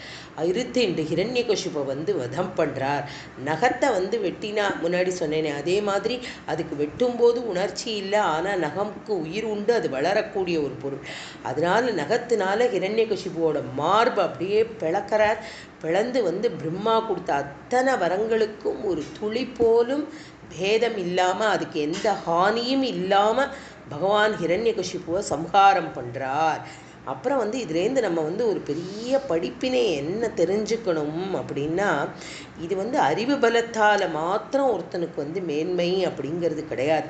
பகவானிடத்துல வந்து பக்தி பக்தி இருந்தாலே ஒழிய அவனுக்கு வாழ்க்கையில் முன்னேற்றம் மேன்மை இதெல்லாம் எப்போ கிடைக்கும் அப்படின்னா பக்தி இருக்கணும். அதாவது இன்னொன்று என்ன அப்படின்னா, நம்மளோட இந்து மதத்தோட அடிப்படையாக உள்ள விஷயம் என்ன அப்படின்னா, பெரியோர்கள் சொல்கிறதெல்லாம் கேட்டு அதை கடைப்பிடிக்காதது அப்படின்னு எல்லாம் சொல்கிறார். அந்த மாதிரி வியாக்கியான கருத்தாலாம் நிறைய எழுதிகிட்டே போகிறா. அதனால் யார் ஒருத்தனுக்கு அறிவு பலம் இதெல்லாம் ஜாஸ்தியாக இருக்கோ அவன் என்ன அப்படின்னா பகவான் அலட்சியம் பண்ணினான் அப்படின்னா தான் ரொம்ப கெட்டிக்காரன், தனக்கு அந்த மமதை இருந்ததுன்னா அதாவது எத்தனை கோடி அசுரர்கள் அவன் பக்கம் இருந்தாலும் பகவான் அவனை ரொம்ப அழகாக கையாள முடியும். அப்படிங்கிறது தான் இந்த அவதாரத்தினுடைய மகிமை. இதுலேருந்து நம்ம அதை அழகாக புரிஞ்சுக்கணும். இன்னொரு இந்து மதத்தில் இன்னொரு ரொம்ப அருமையான ஒரு தத்துவத்தை நம்ம புரிஞ்சுக்கணும். அதாவது பிரம்மா கொடுத்த வரத்தை பிரம்மாவை படைச்ச அந்த சாக்ஷாத் பகவானே மீறறதுக்கு கொஞ்சம் கூட யோசிக்கலை, மீறறதுக்கு துணியவே இல்லை. அதனால் இந்த கலியில் நிறைய நம்ம எவ்வளவு ரொம்ப காம்ப்ரமைஸ் பண்ணிக்கிறோம் இல்லையா. கலியில் நமக்கு நிறைய மாற்றங்கள் வந்துட்டே இருக்குது. மாற்றங்கள் எத்தனை மாறினாலும் அதுக்கு தகுந்த மாதிரி நம்மளை நாம் மாற்றிக்கணும் அப்படின்னு எல்லாம் சொல்கிறோம். கிடையாது, அது தர்மம் இல்லை அப்படிங்கிறார். எது தர்மமோ அந்த தர்மத்துப்படி வாழறது ஒன்று தான். கலி மாறினாலும் தர்மம் மாறக்கூடாது. அதுக்கு பகவானே இங்கே சாட்சியாக இருந்து ஒரு வாக்கு கொடுத்த வாக்கு, ஒரு சத்தியம், ஒரு வரம் அப்படின்னா அதற்கான பங்கம், அதுக்கு எந்த விதமான தீங்கும் அதுக்கு இழிவும் நேராத அளவுக்கு சுவாமி அப்படி காப்பாற்றி கொடுக்குறார். அப்படிங்கிறத ரொம்ப அழகாக இதுலேருந்து நம்ம புரிஞ்சுக்கணும். இதுதான் நம்மளுடைய ஹிந்து தர்மத்துக்கு பெரிய பெரிய புராணங்களும் சாஸ்திரங்களும் சொல்லக்கூடிய ஒரு பெரிய விஷயம். அப்படிங்கிறத நன்னா நினச்சிக்கணும் அப்படின்னு சொல்லி பெரியவாள்லாம் சொல்கிறா. இந்த மாதிரி வியாக்கியான கர்த்தாள்லாம் சொல்கிறா. அப்போ என்ன பண்ணுறார் அப்படின்னா தன்னோட அதாவது பகவான் என்ன பண்ணுறார், ஹிரண்யகசிபு தன்னோட தொடையில் போட்டுண்டு அப்படி கூர்மையான அந்த நகங்களால் மார்பை பிளக்கும் பொழுது அப்படியே ரத்தம் பீரிட்டு அடிக்கிறது. அந்த ரத்தத்தை ரொம்ப உற்சாகத்தோட பகவான் அப்படியே குடிக்கிறார் எல்லாத்தையும். அப்படி குடிக்கிறது எதனால அப்படின்னா அந்த கெட்ட ரத்த வாசனை இந்த லோகத்துக்கு வேண்டாம் அப்படின்னு பகவான் நினைக்கிறாராம். ஒரு சொட்டு கூட கீழே விடாத அளவுக்கு அதை அப்படியே குடிச்சு விடுறாரு. எப்படி ஷீராப்தியில் பார்க்கடலை கடையறா இல்லையா, அப்போ அண்டம் முழுவதையும் இந்த உலகத்தையே அழிக்கக்கூடிய ஆலகால விஷம் வரும்பொழுது எப்படி சாட்சாத் கருணாமூர்த்தியாக இருக்கக்கூடிய பரமேஸ்வரன் அத்தனை விஷத்தையும் அப்படியே முழுங்கினார் இல்லையா, சகல ஜீவராசிகளையும் ரட்சிக்கிறதுக்காக அப்படிப்பட்ட காரியத்தை அவர் பண்ணினார். அதே மாதிரி பெரிய மகா பாபியாக இருக்கக்கூடிய இவனுடைய இரத்த வாசனை இந்த பிரகிருதி இந்த பூமியில் விழக்கூடாது அப்படிங்கிறதுல ரொம்ப திருடமான ஒரு கருணையை வச்சுட்டார் பகவான். அதனால அது எல்லாத்தையும் குடிச்சு விடுறார். மேலும் என்ன பண்ணுறார் அப்படின்னா இந்த ஒரு சந்தோஷம் அவருக்கு அப்படியே ஒரு சிம்ம நாதமாக வருது. அப்படியே பெருசாக ஒரு கர்ஜனை, சிம்ம கர்ஜனை. உலகத்தில் இருக்கிற மூல முடுக்கில் இருக்கக்கூடிய எந்த ஒரு இடத்துல தெய்வ நிந்தனை நடந்தாலும் அவளெல்லாம் ஒரு கை நான் பார்த்துடுவேன் அப்படின்னு ஆக்ரோஷமாக சவால் விடுற மாதிரி இருக்கான் அந்த சப்தம். அப்படிப்பட்ட ஒரு சப்தத்தை கொடுக்குறார். அப்புறம் என்ன பண்ணுறார், அதாவது இந்த ஹிரண்யகசிபு அழகாக ஒரு கழுத்தை நெரிச்சோ இல்லை ஓங்கி ஒரு அடி வச்சோ அவனை கொண்டிருக்கலாம். ஆனால் அதை பகவான் பண்ணலை. என்ன பண்ணுறாரோ அந்த நகத்தால் வைத்த கிழிச்சுட்டு குனிஞ்சு அதுக்குள்ளே பார்க்குறாராம். அந்த ஹிருதயத்தை பார்க்குறாராம். யாருடைய ஹிருதயத்தை, ஹிரண்யகசிபுவோட ஹிருதயத்தை பார்க்குறாராம். உள்ள பிரகலாதனை போல ஒரு பக்தன் இருப்பானோ அப்படின்னு ஒரு சந்தேகம் அந்த மூர்த்திக்கு இருக்கான் கடைசி நேரம். ஏன்னா எந்த சிசுவும் முதல்ல யாருடைய கர்ப்பம் அப்படின்னா புருஷ கர்ப்பத்திலேருந்து தான் ஸ்திரீ கர்ப்பத்துக்கு போகிறது இல்லையா, அதுதானே. அதனால இதுக்குள்ளேயும் ஒரு ஹிருதயம் இருக்கா, ஒரு நல்ல ஹிருதயம், ஒரு பிரகலாதன் மாதிரி ஒரு பெரிய பக்தனோடது இருக்கா அப்படின்னு போய் பகவான் பார்க்குறாராம். அதனால தான் ஸ்ரீ ராமாவதாரத்தில் என்ன அப்படின்னா புருஷ கர்ப்பத்தில் இல்லாத குறை, அதாவது ஆவிர்பவிக்கிற மாதிரி அந்த பாயசத்தை சாப்பிட்டு தானே கௌசல்யா தேவிக்கு புத்திரபாக்கியம் கிடைக்கிறது இல்லையா. அது புருஷ சம்பந்தமே இல்லாமல் பகவான் வயிற்றுக்குள்ள ஆவிர்பவிச்சிருக்கார். அதனால கௌசல்யோட கர்ப்பத்தில் 12 மாதம் இருந்திருக்கார் ஸ்ரீ ராமச்சந்திரமூர்த்தி அப்படின்னு புராணம் சொல்கிறது. அதனால இங்கே வந்து ஒரு புருஷ கர்ப்பத்து மூலமாக தானே ஒரு பெண்ணுக்கு போய் சேர முடியும். அந்த மாதிரியான வயிற்றை அப்படிப்பட்ட இடத்த கிழிச்சு பார்க்குறாராம் சுவாமி. குனிஞ்சு பார்க்குறாராம், உள்ள ஏதானும் துளி சத்காரியமாக சத்தா ஏதாவது ஒரு விஷயம் இருக்கா அப்படின்னு பகவான் வந்து குனிஞ்சு நம்மளுடைய ஹிரண்யகசிப்புவோட இதை வந்து பார்க்குறார். அதுக்கப்புறம் அவருக்கு அப்படியே இன்னும் அந்த கோபாவேசமெல்லாம் அடங்கவே இல்லை. அது எப்படி இருக்கு அவருடையது, அப்படிப்பட்ட ஒரு ஆக்கிரமிப்பும் அவருடைய தேஜஸும் எப்படி இருக்குது அப்படிங்கிறது வந்து 7வது ஸ்லோகத்தில் ரொம்ப அழகாக சொல்கிறார். வந்து 5வது ஸ்லோகத்தில் சொல்கிறார். ஹூஹூஸ்தாவத்தேவலஸ்யாபிஷாபான் கிராஹீபூதத ஜலே வர்தமானஹ ஜக்ராஹைனம் அஸ்தினம் பாததேசே சாந்தியர்த்தம் ஹி ஸ்ராந்திதோசி ஸ்வகானாம். அப்போ என்ன அப்படின்னா, இதில் இன்னொரு உபகதையும் நம்ம வந்து பார்க்கணும். கஜேந்திரனுக்கு இப்படிப்பட்ட ஒரு மோட்ச பிராப்தி வரணும் அப்படின்னா இன்னொரு உபகதை அங்கே இருக்குது. என்ன ஒரு உபகதை அப்படின்னா, இந்த இந்திரத்யும்னனை வந்து எப்படி அகஸ்திய மகரிஷி வந்து ஒரு சாபம் கொடுத்து ஒரு கஜனா போய் போகிற அப்படின்னு சொல்லி, உனக்கு ஒரு யானை அப்படிங்கிற ஒரு ரூபம், உனக்கு யானை அப்படிங்கிற ஒரு ஜந்துவா நீ பிறக்கணும் அப்படின்னு அகஸ்தியர் வந்து இவனுக்கு ஒரு சாபம் கொடுத்தாரு இல்லையா. அதே மாதிரி ஹூஹூ அப்படின்ற ஒரு கந்தர்வன் இருக்கான். அவனுக்கு பாகவதத்தில் வந்து ஹாஹா ஹூஹூங்கிறா. அது எப்படின்னு அது அந்த கந்தர்வனுடைய பெயர். அந்த கந்தர்வன் வந்து என்ன பண்ணுறான் அப்படின்னா, அவனுக்கும் ஒரு சாபம் மாறுது. அது என்ன மாதிரியான சாபம், யாரால கிடைக்கிறது அப்படின்றது வந்து பாகவதம் ரொம்ப அழகாக விஸ்தீரணமாக சொல்கிறது. அதையே தான் இங்கே பட்டத்திரியும் வந்து ஹூஹூ தாவத்தேவ தஸ்யாபி ஷாபாத் அப்படிங்கிற. என்ன அப்படின்னா, இந்த இந்திரத்யுமன் தேவனோட உத்தியான வனத்தில் வந்து விளையாடின்னு இருக்கா இல்லையா இவாள்லாம். அப்போ என்ன ஆறுது அப்படின்னா, இந்த வருணதேவன் வந்து தன்னோட உத்தியான தடாகத்தில் வந்து விளையாடின்னு இருக்கா. தடாகத்தில் வந்து இந்த ஹூஹூ கந்தர்வன் வந்து தன்னோட கந்தர்வ ஸ்திரீகள் எல்லாம் அழைச்சிண்டு இந்த வருணதேவனுடைய இந்த ருதுமத் அப்படிங்கிற இந்த உத்தியான வனத்தில் வந்து ரொம்ப அழகாக ஸ்நானம் ஜலக்கிரீடையெல்லாம் பண்ணின்னு இருக்கான். அந்த சமயத்தில் வந்து தேவலர் அப்படிங்கிற ஒரு மகரிஷி அங்கே ஸ்நானம் பண்ணிட்டு இருக்கார். ஸ்நானம் பண்ணுறதுக்காக அங்கே வர அவரும் வந்து அந்த மகரிஷி ஸ்நானம் பண்ணிட்டு இருக்கும்பொழுது இந்த கந்தர்வன் என்ன பண்ணுறான் அப்படின்னா, ஜலத்தில் இதெல்லாம் ஒரு விளையாட்டு தானே, ஒரு நிமித்தம். கந்தர்வன் அவனுக்கு வந்து என்ன அப்படிப்பட்ட ஒரு தேவகந்தர்வன் அப்படின்னா அவனுக்கு அசாத்தியமான சக்தி, மாயை எல்லாம் நிறையா உண்டு, மாயா வினோதங்கள் எல்லாம் நிறையா மேலே மேலே அவன் பண்ண முடியும். அப்படி இருக்கிறவன் என்ன பண்ணுறான் அப்படின்னா, தேவலர் அப்படிங்கிற அந்த மகரிஷியோட காலை போய் பிடிச்சு விடுறான். விளையாட்டில் என்ன பண்ணுறான் அப்படின்னா, அவரோட காலை போய் கட்டி பிடிச்சிக்கிறான். அவர் வந்து ஸ்நானம் பண்ணி முங்கி பகவானுக்கு அர்க்கியம் விட்டுருக்கார் தன்னுடைய அந்த ஜலத்தில். அந்த சமயத்தில் அவன் காலை போய் கட்டிக்கிறான். காலை கட்டினதும் அவருக்கு வந்து படார் கோபம் வந்துடுறது. எந்த ஒரு ஜீவராசி வந்து ஜலத்துக்குள்ளே போய் மறைஞ்சு காலை கவ்வுமோ அந்த ஒரு ஜீவராசியாக நீ பிற அப்படின்னு சொல்லி தேவலர் அப்படிங்கிற அந்த மகரிஷி வந்து இந்த கந்தர்வனை வந்து சபிச்சு விடுறார். அந்த கந்தர்வன் வந்து என்ன ஆயிடுறான் அப்படின்னா, முதலையா எது வந்து இது பண்ணும், ஜலத்தில் முங்கி யாரையுமே வந்து பார்க்காம அவளுக்கு தெரியாமல் அவளுடைய காலை கவ்வக்கூடிய ஒரு சுபாவம் யாருக்கு உண்டு அப்படின்னா முதலைக்கு தான் உண்டு. அந்த முதலையா அவனை வந்து சபிச்சு விடுறார் அந்த கந்தர்வனை. அவன் ரொம்ப தன்னோட அதாவது இந்த ஜலக்கிரீடை இந்த விளையாட்டு வேகத்தில் இப்படி பண்ணிட்டேன்னு சொல்லி அவனுடைய காலில் விழுந்து நமஸ்காரம் பண்ணிக்கிறான். அப்போ தேவலர் அவர் வந்து என்ன சொல்கிறார் அப்படின்னா, இந்திரத்யும்னன் அப்படிங்கிற ஒரு அரசன் அகஸ்தியனுடைய சாபத்தினால கஜேந்திரனா இங்கே வருவான்.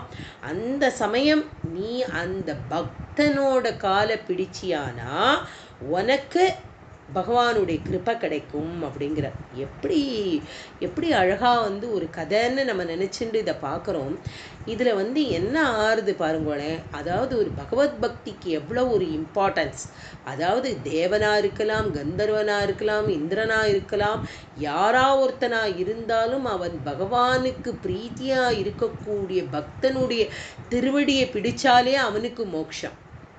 பக்தன் ஒருத்தன் எத்தனையோ ஜன்மால பண்ணின பக்தி அவனை கரையேற்றும் அப்படிங்கிறதுக்காக ஒரு கஜராஜனா இருக்கக்கூடிய கஜேந்திரன் பகவான் பக்தன் கஜேந்திரனாக இருக்கக்கூடிய பக்தனை பிடிச்சுக்கிறதுக்காக இருக்கக்கூடிய அந்த பிடி, அந்த பகவான் அந்த பக்தனுடைய திருவடியை பற்றக்கூடிய ஒரு முதலையா ஒரு கந்தர்வன் எப்படி ஒரு அமைச்சு கொடுக்குறார் பாருங்களேன். இதெல்லாம் தான் வாழ்க்கையோட யதார்த்தத்தோட நம்ம ரசானுபாவமாக இதெல்லாம் பார்க்க வேண்டிய ஒரு விஷயம்.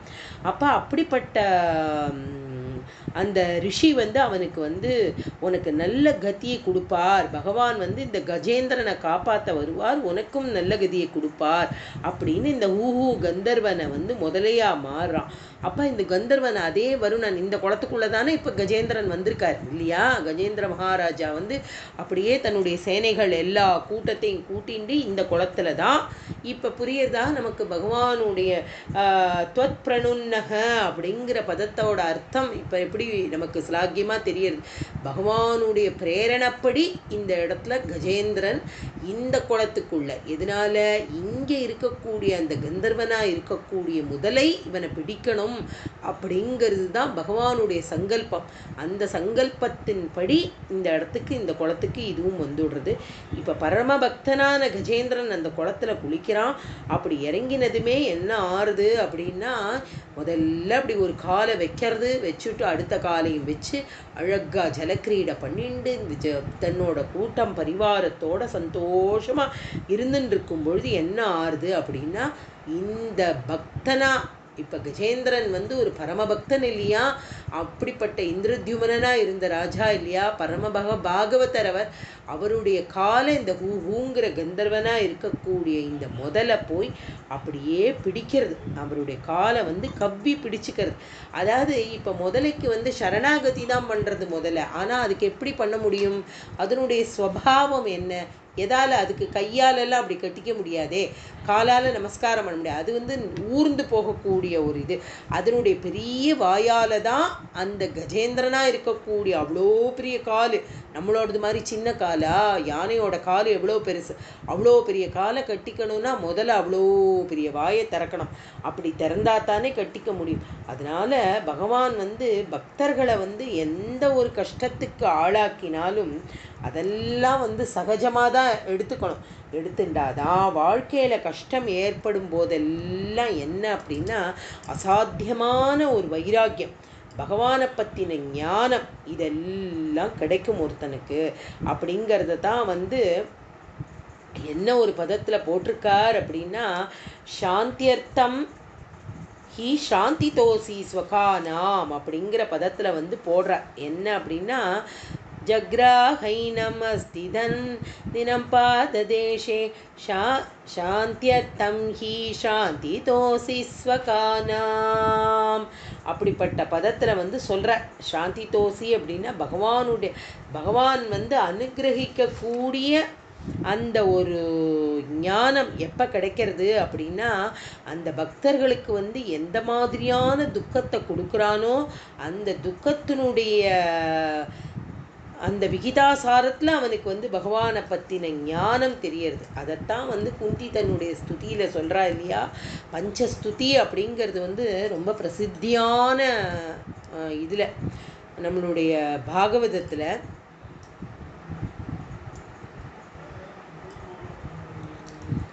அந்த பஞ்சஸ்துதி பாகவதத்தில் ரொம்ப பிரசித்தியான ஸ்துதி. அதில் குந்தி தேவி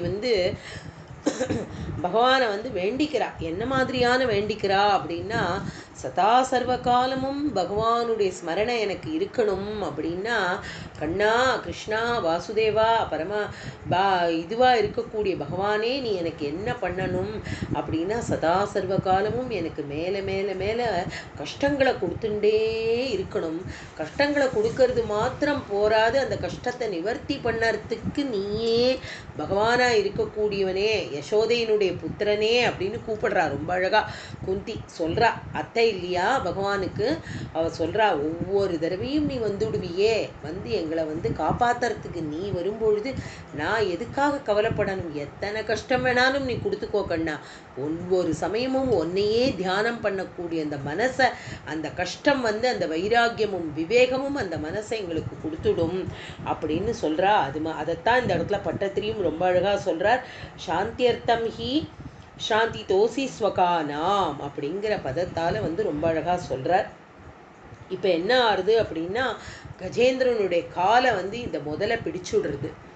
கஜேந்திரன் வந்து இந்த பவசாகரம் இப்போ வந்து பெரிய பெரிய வியாக்கியான கர்த்தாள்லாம் வந்து என்ன சொல்கிறா அப்படின்னா, அதாவது ஒரு இந்த இந்த கதையை வந்து எப்படி இன்டர்பிரட் பண்ணணும் அப்படின்னா, இது சாதாரண மனுஷ வாழ்க்கையில் ஒரு ஜனனம் ஒரு மரணம் அப்படிங்கிற ரெண்டுத்துக்கு நடுவில் உழன்றுருக்கிற நம்மளை மாதிரி மனுஷாலெல்லாம் எது பிடிக்கிறது அப்படின்னா, எத்தனை முதல்ல வேணால் பிடிக்கலாம், என்ன மாதிரியான கஷ்டங்களாக இருந்தாலும் ஒன்னொன்னும் ஒரு முதலைக்கு சமானம்.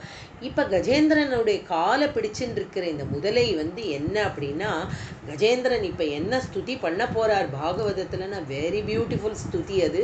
கஜேந்திரன் ஸ்துதி பண்ணுறார், அந்த ஸ்துதி கடைசியில் வருது, அதையும் வந்து நம்ம ஸ்மரிக்கலாம். இந்த கஜேந்திரன் இப்படிப்பட்ட ஒரு ஸ்துதி பண்ணணும் அப்படின்னா என்ன அப்படின்னா, இப்போ இந்த பவசாகரம் அப்படிங்கிற ஒரு பெரிய கடல், இந்த கடல் இந்த பவரோகம் இதுலேருந்து நிவர்த்தி ஆகணும் அப்படிங்கிற.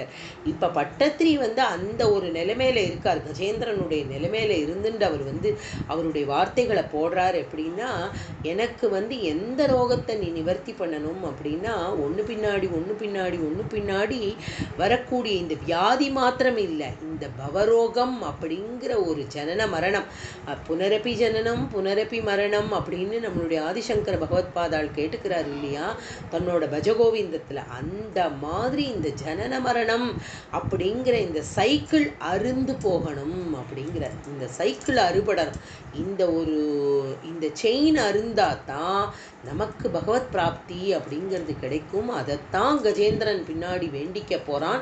அதுக்காக அவன் வந்து என்ன பண்ணுறான் அப்படின்னா, போராடுறான். யாரோட அப்படிங்கிறத வந்து அடுத்த ஸ்லோகத்தில் அவர் வந்து சொல்கிறார். இந்த சமயத்தில் என்ன ஆறுது அப்படின்னா, இப்போ இதை வந்து எப்படி எடுத்துக்கணும் அப்படின்னா, ஒரு இந்திரத்யும்னன் அப்படிங்கிறவன் ஒரு பரமராஜா பரமபக்தனாக இருக்கக்கூடியவன், பகவத் பக்தி மாத்திரமே பண்ணி அந்த பகவத் பக்தி பண்ணின்னு இருக்கிற சமயத்தில் அகஸ்திய முனிவருடைய ஒரு சாபத்துக்கு ஆளாகிறான் அப்படிங்கிறோம். இப்போ அவன் வந்து என்ன அப்படின்னா, ஒரு வினயமில்லாத மிருகமாக நீ பிறக்கணும் அப்படின்னு அவர் சொல்கிறார். இப்போ வினயமில்லாத மிருகம் அப்படின்னா ஒரு அதீத ராஜாவா கஜராஜனா இருக்கார்.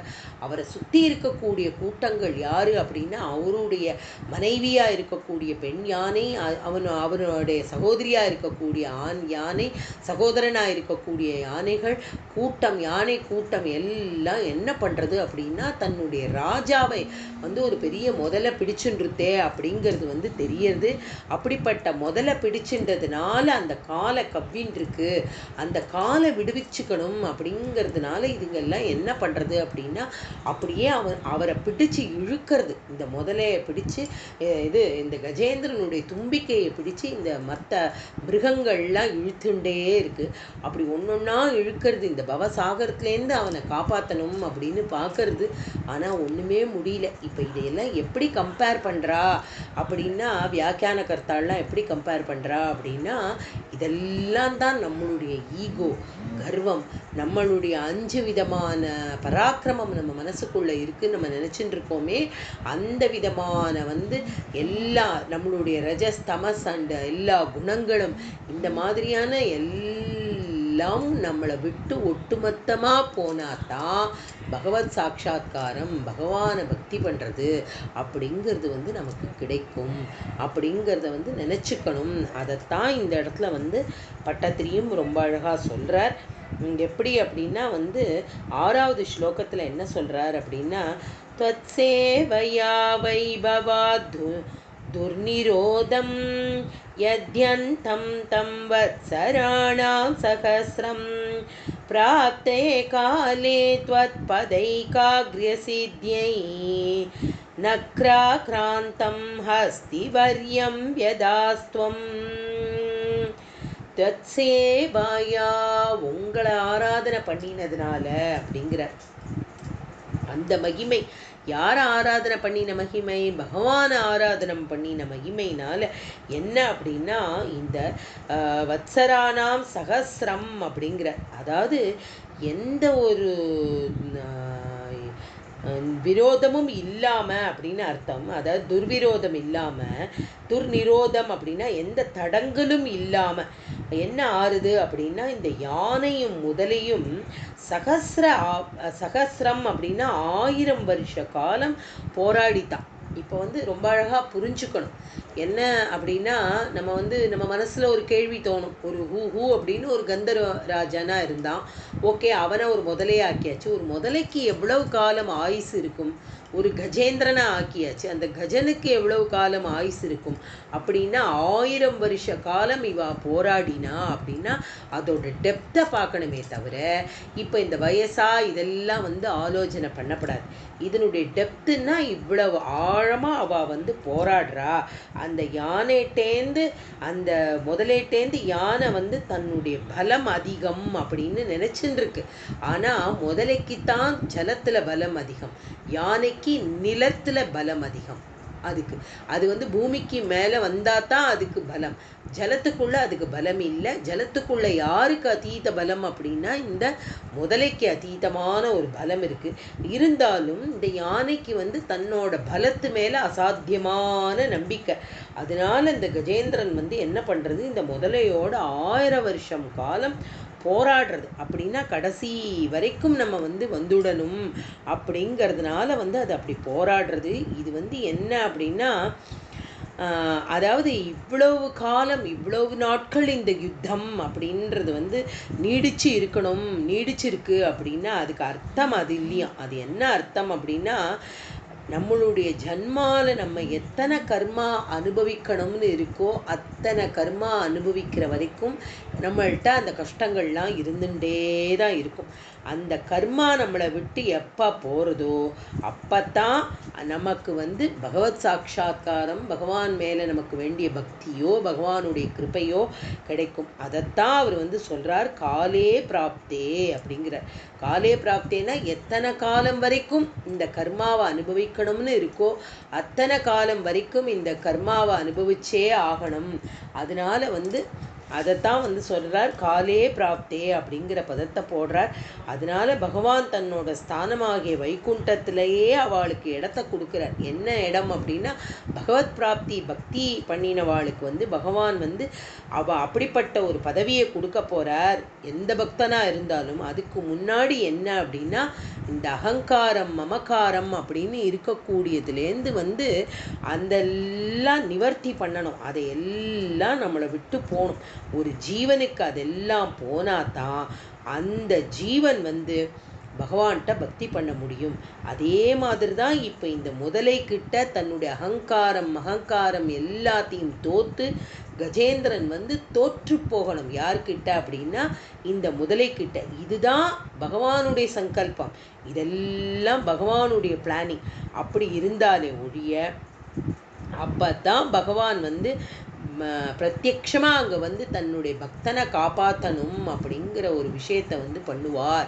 அப்படிங்கிறதெல்லாம் இதில் வந்து சூக்ஷ்ம ரூபமாக இந்த ஸ்லோகங்களில் வந்து அடங்கியிருக்கு. குயுக்தியாக இதை வந்து ரொம்ப அழகாக சொல்லியிருக்கா. இது வந்து ஒரு யதார்த்த மனுஷனுடைய வாழ்க்கை தான் இந்த கஜேந்திர மோட்சம் அப்படிங்கிறது. கஜேந்திரன் அப்படிங்கிறது யாரு அப்படின்னா வந்து அகங்காரம் மமகாரம் ஈகோ அப்படியே ஒரு வந்து என்ன சொல்கிறது அந்த ஒரு உருவமாக இருக்கக்கூடிய ஒரு பெரிய விஷயமா இருக்கக்கூடிய மனுஷ மனசு, அதை வந்து எல்லாம் துவம்சம் பண்ணணும். யார் நம்ம காலை பிடிச்சுட்டு இருக்கா அப்படின்னா நம்மளை பக்தனா நினைச்சுண்டு ஒரு கந்தர்வன் காலை பிடிக்கிறான். முதல்ல பிடிக்கிறது எதனால அப்படின்னா கஜேந்திரன் பக்தனா இருந்தா மாதிரி. அது மாதிரி நம்மளுடைய எல்லா அகங்காரத்தையும் விட்டு பகவத் பக்தி அப்படிங்கிற ஒரு விஷயத்தை இறுக்கி பிடிச்சுண்டாலே ஒழிய பகவானுடைய பிராப்தியும் மோட்சமும் நமக்கு பிராப்தி இல்லை அப்படிங்கிறதான் வந்து ரொம்ப அழகாக அவர் வந்து சொல்கிறார். இதைத்தான் பட்டத்திரியும் ரொம்ப அழகாக வந்து காலப்பிராப்தே, எந்த சமயத்தில் நமக்கு பகவானுடைய பிராப்தி கிடைக்கணும்னு இருக்கோ அந்த சமயம் வரைக்கும் நம்மளுடைய கர்ம வினை எல்லாம் போகணும் நம்மளை விட்டு. அது போனாலே ஒழிய பகவத் பிராப்தி கிடைக்காது அப்படிங்கிறத வந்து ரொம்ப அழகாக வந்து கஜேந்திரன் வந்து போராடின்னு இருக்கான் 1000 வருஷ காலம். இந்த கந்தர்வனோட இந்த முதலையோட அவன் வந்து போராடின்னு இருக்கான். இனிமேதான் அவன் தன்னுடைய சரணாகதியை பண்ண போறான் அப்படிங்கிறத வந்து அடுத்த ஸ்லோகத்தில் வந்து பார்க்கலாம். गोपिका जीवनस्मरणं गोविन्द गोविन्द सद्गुरुनाथ महाराज की जय வந்து ஏழாவது ஸ்லோகத்துல ரொம்ப அழகா சொல்றார். त्यक्त्वा तं हतमाशु रक्तलहरी सिक्तोन्नमत्वर्ष्मणि प्रत्युत्पद्य समस्तदैत्यपटलीं शाकात्यमाने त्वयि भ्राम्यद्भूमिविकम्बिताम्बुदिकुलं व्यालोलशैलोत्करम् प्रोत्सर्पत्कचरं चराचरमहो दुस्तामवस्थां तदौ. அப்படியே அவனுடைய சரீரம் எப்படி இருக்கு அப்படின்னா ரத்த லஹரி சிக்தோன்னமத் வஷ்மணி அப்படி ரத்த பெருக்குனால அந்த உடம்பே அப்படி நனைஞ்சு இருக்கான் அந்த சரீரத்தை. அவர் வந்து என்ன பண்றார், தன்னால் அவரால் கொல்லப்பட்ட அந்த சரீரத்தில் இருக்கக்கூடிய தெக்துவா அதில் இருக்கக்கூடிய அதை விட்டுட்டு என்ன பண்றார் அப்படின்னா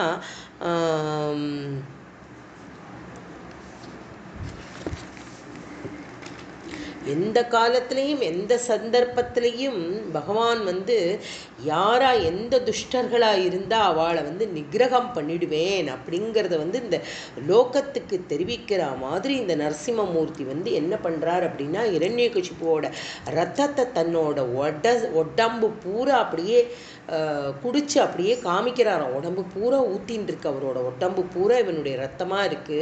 அப்படிப்பட்ட ஒரு காட்சியை காட்டுறார். அப்புறம் வந்து என்ன அப்படின்னா அதாவது ஹிரண்யகசிபுக்கு யாரெல்லாம் சாதகமாக இருக்கக்கூடிய அத்தனை அசுரர்களையும் பகவான் நிர்மூலமாக்கி விடுறார் அப்படிங்கிறது இதுலேருந்து புரியுது. இதுலேருந்து நரசிம்ம அவதாரம் எப்படிப்பட்ட பகவான் அவர் அங்கே இங்கே எங்கேயும் இல்லாதபடி அப்படிப்பட்ட சித்வஸ்வரூபமாக பிரகாசிக்கக்கூடிய அந்த பகவான் எல்லா பொருள்கள்லையும் அண்ட சராச்சரத்திலையும் எல்லா இடத்துலையும் அப்படி வியாபிச்சிருக்கிற இந்த பகவான் உக்ரமூர்த்தியா தாண்டவம் ஆடுற அந்த பிரபு என்ன பண்றார் அப்படின்னா அதுல இருக்கிற இவருடைய இந்த சப்தமும் இந்த ஆக்ரோஷமும் இந்த கோபமும் இது அப்படியே என்ன ஆறுதுன்னா உலகத்துல இருக்கக்கூடிய மடு மலை கடல் எல்லா இடமும் அப்படியே கொந்தளிக்கிறதாம். இந்த இவருடைய இந்த கோபாவேசத்தை பார்த்து அதை பார்த்து அந்த அப்படிப்பட்ட உக்ர நரசிம்மரை பார்த்து பிரம்மாதி தேவர்கள்லாம் ஸ்துதி பண்றா.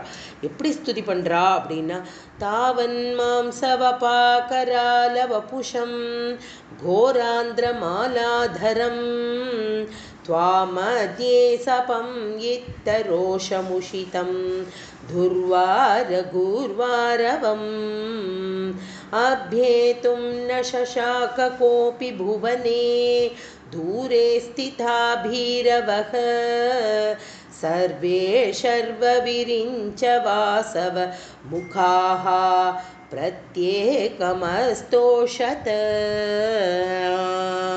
ஹிரண்யகசிபுவோட அப்படியே அந்த மாம்ச பிண்டம் இல்லையா, அப்படிப்பட்ட உடம்பு அவனோட உடம்பு, அதில் இருக்கக்கூடிய மாம்சம் கொழுப்பு நரம்பு எல்லாம் அந்த உடல்ல இருக்கக்கூடிய அத்தனை சம்பந்தத்தையும் என்ன பண்றார் அப்படின்னா நரசிம்மமூர்த்தி எடுத்து தானே அப்படி தரிச்சுட்டார். தரிச்சுக்கிறாருன்னா அவனுடைய நரம்பெல்லாம் எடுத்து மாலை ஆட்டம் கழுத்தில் போட்டுட்டாராம். அதுக்கப்புறம் அவனுடைய உடம்புல இருக்கிற கொழுப்பு இழுப்பு எல்லாத்தையும் எடுத்து தன்னோட உடம்புல பூசிக்கிறார். அப்படி போட்டு பகவான் தன்னோட உடல்ல அவனுடைய உடலை அப்படியே சேர்த்துட்டாராம். சேர்த்துன்றதுனால என்ன ஆறுது அப்படின்னா ஹிரண்யகசிபுவோட உடல் வந்து இப்ப அப்படியே சுத்தமாயிடுது. அதுல வந்து இப்ப எந்த விதமான அந்த ஜீவனத்தையும் சுத்தம் பண்ணிடுறார் சுவாமி. இப்போ என்ன அப்படின்னா மாம்சம் குடல் எல்லாத்தையும் அணிஞ்சுண்டு அப்படியே கோரமாக காட்சி கொடுக்குறார் இந்த நரசிம்மமூர்த்தி. அவர்கிட்ட பக்கத்தில் போகிறதுக்கு எல்லாருக்கும் அப்படியே நடுங்குறா. பரமசிவன் பிரம்மா இந்திரன் அத்தனை தேவாதி தேவர்கள் எல்லாரும் இந்த உக்ரமூர்த்தியை பார்த்து ஸ்துதி பண்ணுறா. அப்படின்னா அப்படிப்பட்ட ஒரு மூர்த்தி அவளாமே அப்படி பார்த்து பயந்து நடுங்கிறான்னா ஒரு சாதாரண மனுஷனா இருக்க இருக்கக்கூடிய பட்டத்திரி அவருக்கு எப்படி இருக்கும்? மத்தியே சபம் உஷிதம் அப்படிங்கிற சபையில மத்தியில் வந்து அப்படி உட்காண்டிருக்காரா நரசிம்மமூர்த்தியை வர்ணிக்கிறார். எப்படி அப்படின்னா சபையில மத்தியில் உள்ள ஹிரண்யகசிபுவோட சிம்மாசனத்தில் ஏறி உட்கார்ந்துட்டாராம் சுவாமி. தத சபாயாம் உபவிஷ்டமுத்தமே நிருபாசனே சம்பிருத தேஜசம் விபும். அந்த சபையில் உள்ள ஹிரண்யகசிபுவோட ஆசனத்தில் ஏறி நரசிம்மமூர்த்தி அப்படியே உட்கார்ந்துடுறார். அவருக்கு வந்து தெரியறதான் என்ன அப்படின்னா, ஜெய விஜயர்களாக வைகுண்டத்தில் வந்து தன்னோட பரம பக்தர்களாக இருந்த இவா அதில் ஒருத்தன் இந்த ஹிரண்யகசிபு. அவன் எப்படி ராஜ்யத்தை ஆண்டான் அப்படிங்கிறத தெரிஞ்சுக்கிறதுக்கு வந்து ஒரு ஆசை இருக்கிறவர் மாதிரி அந்த சிம்மாசனத்தில் ஏறி உட்கார்ந்துட்டாரோ அப்படின்னு தோன்றது அப்படின்னு எல்லாரும் சொல்கிறா. அதே மாதிரி இன்னொன்று வந்து அந்த ஹிரண்யகசிபு வந்து பகவத்வேஷம் கொண்டு இந்த ராஜ்யத்தை பரிபாலனம் பண்ணினா, அடுத்து இந்த சிம்மாசனத்தில் யார் உட்காரணும்? இப்போ அவனோ இறந்து போயிட்டான். இப்போ இனிமே இந்த சிம்மாசனம் பிரகலாதன் அவனுடைய பிள்ளைக்கு தானே இந்த சிம்மாசனம். அதாவது துவேஷபாவத்தோட உட்கார்ந்து ஒரு சிம்மாசனத்தில் வந்து ஆட்சி பண்ணின இடத்துல தன்னோட பரம பக்தனான பிரகலாதன் அதில் உட்கார அவருக்கு இஷ்டம் இல்லையாம் பகவானுக்கு. அதனால என்ன பண்ணுறாரா, அந்த ஹிரண்யகசிபு உட்கார்ந்த அந்த சிம்மாசனத்தில் தான் ஏறி உட்கார்ந்து அதை பாவனம் பண்ணுற பரம பாவனம் பண்ணி அதுக்கு அப்புறம் தன்னுடைய பக்தன் அதில் உட்காரணும் அப்படின்னு ஆசைப்படுறாராம் சுவாமி. அதனால ஏறி அவனோட இடத்துல வந்து உட்கார்ந்துட்டார் அப்படின்னு வந்து வியாக்கியான கர்த்தாள்லாம் வந்து ரொம்ப அழகாக சொல்கிறா. மேலும் என்ன சொல்கிறா அப்படின்னா வந்து குருவாரவம் அப்படிங்கிறதுக்கு என்ன அப்படின்னா பலத்த சப்தம்னு அர்த்தம். அப்படிப்பட்ட சப்தம் எப்படி இருக்குது அப்படின்னா, ரெண்டு காதையும் இறுக்கி பொத்திண்டா கூட பகவானுடைய சிம்மநாதம் வந்து ஒவ்வொருத்தருடைய ஹிருதயத்திலையும் கேட்கறதான். என்ன காரணம் அப்படின்னா, பகவான் சர்வா அந்தர்யாமியாக இருக்கார் இல்லையா, சகல ஜீவராசிகளுக்கு உள்ளேயும் இருக்கக்கூடிய அந்த பகவானுடைய சப்தம் அத்தனை உடல்களுக்கு உள்ளேயும் அந்த சப்தம் கேட்கறதான். காதெல்லாம் பொத்திண்டாலும் அந்த சப்தம் வெளியில் வேணால் கேட்காம இருக்கும், நம்ம நினச்சிட்டு காதை பொத்திப்போமா. ஆனால் ஹிருதயத்தில் வந்து அந்த சர்வ அந்தர்யாமியாக இருக்கக்கூடிய அந்த பகவானுடைய அப்படிப்பட்ட பொங்கி வர சப்தம் அப்படி கேட்கறதான் அப்படின்னு பட்டத்திரி வந்து ரொம்ப அழகாக இந்த ஸ்லோகத்தில் வந்து சொல்கிறார். மேலும் வந்து பிரகலாதனை எப்படியெல்லாம் அனுகிரகம் பண்ண போகிறார் அப்படிங்கிறதையும் இந்த அடுத்த ஸ்லோகத்தில் சொல்கிறார். சாக்ஷாத் பகவானுடைய தர்ஷனத்துக்காக வந்து இப்போ கஜேந்திரன் வந்து கஜேந்திர மோக்ஷம் அப்படிங்கிற நம்மளுடைய 26வது தசகத்தில் வந்து ஒரு 6 ஸ்லோகம் வரைக்கும் நல்லபடியாக பார்த்தோம். எப்படி கஜேந்திரனும் அந்த முதலை ஹூங்கிற அந்த கந்தர்வன் வந்து ஒரு முதலையாக இருக்கான் இல்லையா, அவனும் வந்து இப்போ எப்படி சண்டை போட்டுக்கிறா அப்படிங்கிறதையும் வந்து பார்த்தோம். 1000 வருஷ காலம் அப்படிங்கிறது வந்து வருஷம் அப்படின்னு பார்க்கப்படாது அப்படிங்கிறதையும் நன்னா அழகாக புரிஞ்சுட்டோம். அப்படியாக பகவானோட வந்து பகவானுடைய கிருப்பைக்கு ஆளாக வேண்டி காத்துன்னு இருக்கான் இப்போ கஜேந்திரன். ஆனால் காத்துன்னு இருக்கிறதுக்கு முன்னாடியே காலப்பிராப்தே அப்படின்னு நம்மளுடைய பட்டத்திரி அழகாக ஒரு பதம் போடுறார். என்ன அப்படின்னா, தன்னோட கர்ம வினை பூரா முடிகிற வரைக்கும் ஒருத்தன் கஷ்டப்படணும்னா அந்த போராட்டத்தில் நீடிச்சுட்டே தான் இருக்க முடியும். அதுலேருந்து விடுவிக்கிற அந்த கர்ம வினை போகிற வரைக்கும் நம்மளுடைய கர்மாவை நம்ம அனுபவிக்காத வரைக்கும் நமக்கு மோட்ச பிராப்தியோ பகவானுடைய பிராப்தமோ வந்து கிடைக்கிறதுக்கு வந்து சமயமாகும்.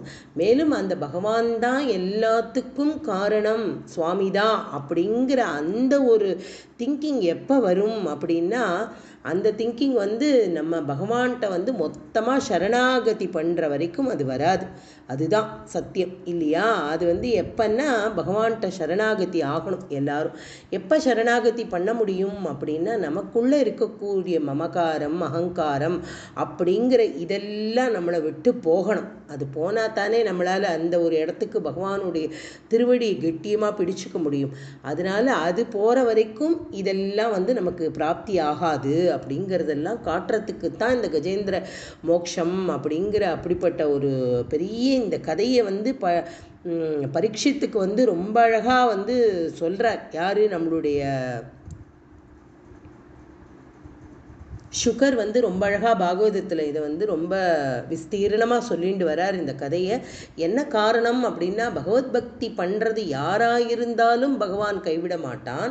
பகவத் பக்தி பண்ணி மறு ஜென்மால வந்து ஒரு அகங்காரம் மமக்காரத்தோடு இருந்தால் அந்த கர்மாவை அழித்து அவனை ஏற்றுக்கக்கூடிய ஒரு காரியத்தையும் பகவான் பண்ணுவார் அப்படிங்கிறத வந்து காட்டுறதுக்காக தான் இந்த ஒரு சரித்திரத்தை வந்து ரொம்ப அழகாக சொல்லிட்டு வரா. இப்போ வந்து கஜேந்திரன் என்ன பண்ணுறான் அப்படிங்கிறது 7வது ஸ்லோகத்தில் ரொம்ப அழகாக சொல்கிறார். ஆர்த்தி வியக்த பிராக்தன ஞான பக்தி சுண்டோ ஷிப்தைஹி புண்டரீகை சமர்ச்சன் பூர்வாபியஸ்தம் நிர்விசேஷாத்மனிஷ்டம் ஸ்தோத்ர சிரேஷ்டம் சோன்வகாதீத் பராத்மன். அதாவது பகவான் வந்து என்ன அப்படின்னா ஆர்த்தி வியக்தம் அப்படிங்கிறார். ஆர்த்தி வியக்தம் அப்படின்னா தனக்கு இப்படிப்பட்ட ஒரு காரியம் ஆயிருக்கு இல்லையா, என்ன மாதிரியான ஒரு கஷ்டத்தினால வந்து பூர்வ ஜென்மத்தில் ஏற்பட்ட அந்த ஒரு பக்தினால ஞான பக்தினால இப்போ வந்து எப்படி இருக்கான் கஜேந்திரன் அப்படின்னா பண்ண போகிறான். என்ன பண்ண போகிறான் அப்படின்னா, இந்த அகஸ்தியனுடைய சாபத்தினால இந்த இந்திரத்யும்னன் அப்படிங்கிற இந்த யானையோட ஒரு ஜென்மா அவனுக்கு வந்து கிடைக்கிறது. யானை ஜென்மா கிடைச்சதுக்கு அப்புறமும் என்ன ஆறுது அப்படின்னா, அவருக்கு வந்து இப்போ வந்து என்ன ஆயிடுத்து, முதல்ல ஜலத்தில் இருக்கும் பொழுது அதுக்கு அதீத பலம்னு நமக்கு நன்னா தெரியறது. கஜேந்திரனுக்கு நிலத்துல தான் பலம், கஜராஜனாக இருக்கக்கூடிய யானைக்கு நிலத்துல தான் பலம், பூமியில் பலம். பட் ஆனால் இப்போ அவனால் அது பண்ண முடியல. இருந்தாலும் எனக்கு என்னோட மனுஷா, என்னுடைய சுற்றத்தார்கள், என்னோட மனைவி, என்னுடைய மக்கள், என்னுடைய சகோதரன் அப்படின்னு என்னோடதுன்னு இருக்கக்கூடிய மமக்காரம் அது அவன்கிட்ட நிறைய இருந்ததுனால எப்படியா இருந்தாலும் இந்த முதலையோட பிடியிலேருந்து என்னை நான் விடுவிச்சுருவேன் அப்படிங்கிற ஒரு இருமாப்பு அவனுக்கு நிறைய இருந்ததுனால தான் அந்த 1000 வருஷ காலம் போராட்டம் அப்படின்னு சொல்கிறா. அப்படி இருக்கும் பொழுது என்ன ஆறுது, இப்போ இதெல்லாம் வந்து இப்போ இந்த யானைகள் எல்லாம் பிடிச்சு இழுக்கிறது கஜேந்திரனை. ஆனால் யாருக்கிட்டேருந்தும் அந்த முதலையோட பிடியிலிருந்து அவனை காப்பாற்றவே முடிய மாட்டேங்கிறது. அப்படி காப்பாற்றவே முடியல அப்படிங்கிறச்சு என்ன ஆறுது அப்படின்னா, இப்போ இந்த மமக்காரம் அப்படிங்கிறது வந்து அழிஞ்சு போயிடுது. யாருக்கு, நம்மளுடைய கஜேந்திரனுக்கு அழிஞ்சு போயிடுறது. கஜேந்திரன் எப்படிப்பட்ட ஒரு வாழ்க்கை அப்படின்னா, ஒரு ராஜா இல்லையா, காட்டுக்கே ராஜாவாக இருக்கான் கஜேந்திரன். அப்போ அவனுக்கு அந்த மமக்காரம் முதல்ல அழிஞ்சு போய்டுறது. அழிஞ்சாலும் அப்போ இன்னும் தனக்குள்ள அந்த அகங்காரம் அப்படிங்கிறது இருக்குது. நான் என்னால் முடியும், எனக்கு அப்படிப்பட்ட ஒரு பலசாலியான ஒரு ராஜா தானே நான், அப்படிப்பட்ட ஒரு மிருகம், எனக்கு வந்து சக்தி இல்லையா என்ன அப்படின்னு சொல்லி இன்னும் போராடுறது. இன்னும் போராடி என்ன ஆறுது அப்படின்னா, அப்படியே நஞ்சு போயிடுது அதோட உடம்பு. அதுக்கு வந்து அதோட பெண் யானைகளாலேயும் அதை விடுவிக்க முடியல, ஆண் யானைகளாலேயும் விடுவிக்க முடியல, அந்த அதர் மிருகங்களாலேயும் அவனை விடுவிக்க முடியல. அவனுடைய சரீரமும் இப்போ வந்து அவனை காப்பாற்ற முடியாதனால எலும்பு முட்டு எல்லாம் அப்படியே நழுவி போயிடுது. தன்னோட சரீர பலத்தால் தன்னை காப்பாற்றி கொள்ள முடியலை அப்படிங்கிற நிலைமை இருக்கும்பொழுது இந்த சரீரம் இது என்னுடையதுன்னு இருக்கக்கூடிய அந்த அகங்காரமும் இப்போ அவனை விட்டு போயிடுறது. அப்படி போகிறது வந்து இது வந்து சுலபமாக ஒருத்தருக்கு வந்து ஒரு மமக்காரம் அகங்காரம் அந்த செல்ஃப் ஈகோ அப்படிங்கிறது வந்து அவ்வளோ சுலபமாக போயிட முடியுமா? போக முடியாதான். ஏன் அப்படின்னு பாகவதம் சொல்கிறது. என்ன காரணத்தினால இவனுக்கு போச்சு அப்படின்னா, பூர்வ ஜன்மால இவன் பண்ணின பலன், பூர்வ ஜென்மால இவன் பண்ணின பக்தி, அந்த பக்தினால இந்த ஜென்மால அவனுக்கு அது சிலாக்கியமாக கிடச்சிருக்கு அப்படிங்கிறத வந்து சொல்கிறார். அதனால வந்து இவன் என்ன பண்ணுறான், பூர்வ ஜனத்தில் மனசை வந்து பகவான்கிட்ட நிறுத்தி அபியாசம் பண்ணினத்தினால இந்த ஜென்மால இந்த பக்தியும் ஞானமும் இவனுக்கு உடனே கிடச்சிருக்கு. அதனால வந்து எப்படின்னா, ஒரு ஈரமான விறகை வந்து நம்ம அடுப்பு மூட்டணும் அப்படின்னு நினச்சோன்னா பற்றிக்காது. அந்த ஈரமான விறகு வந்து நசன்னு இருக்கும்.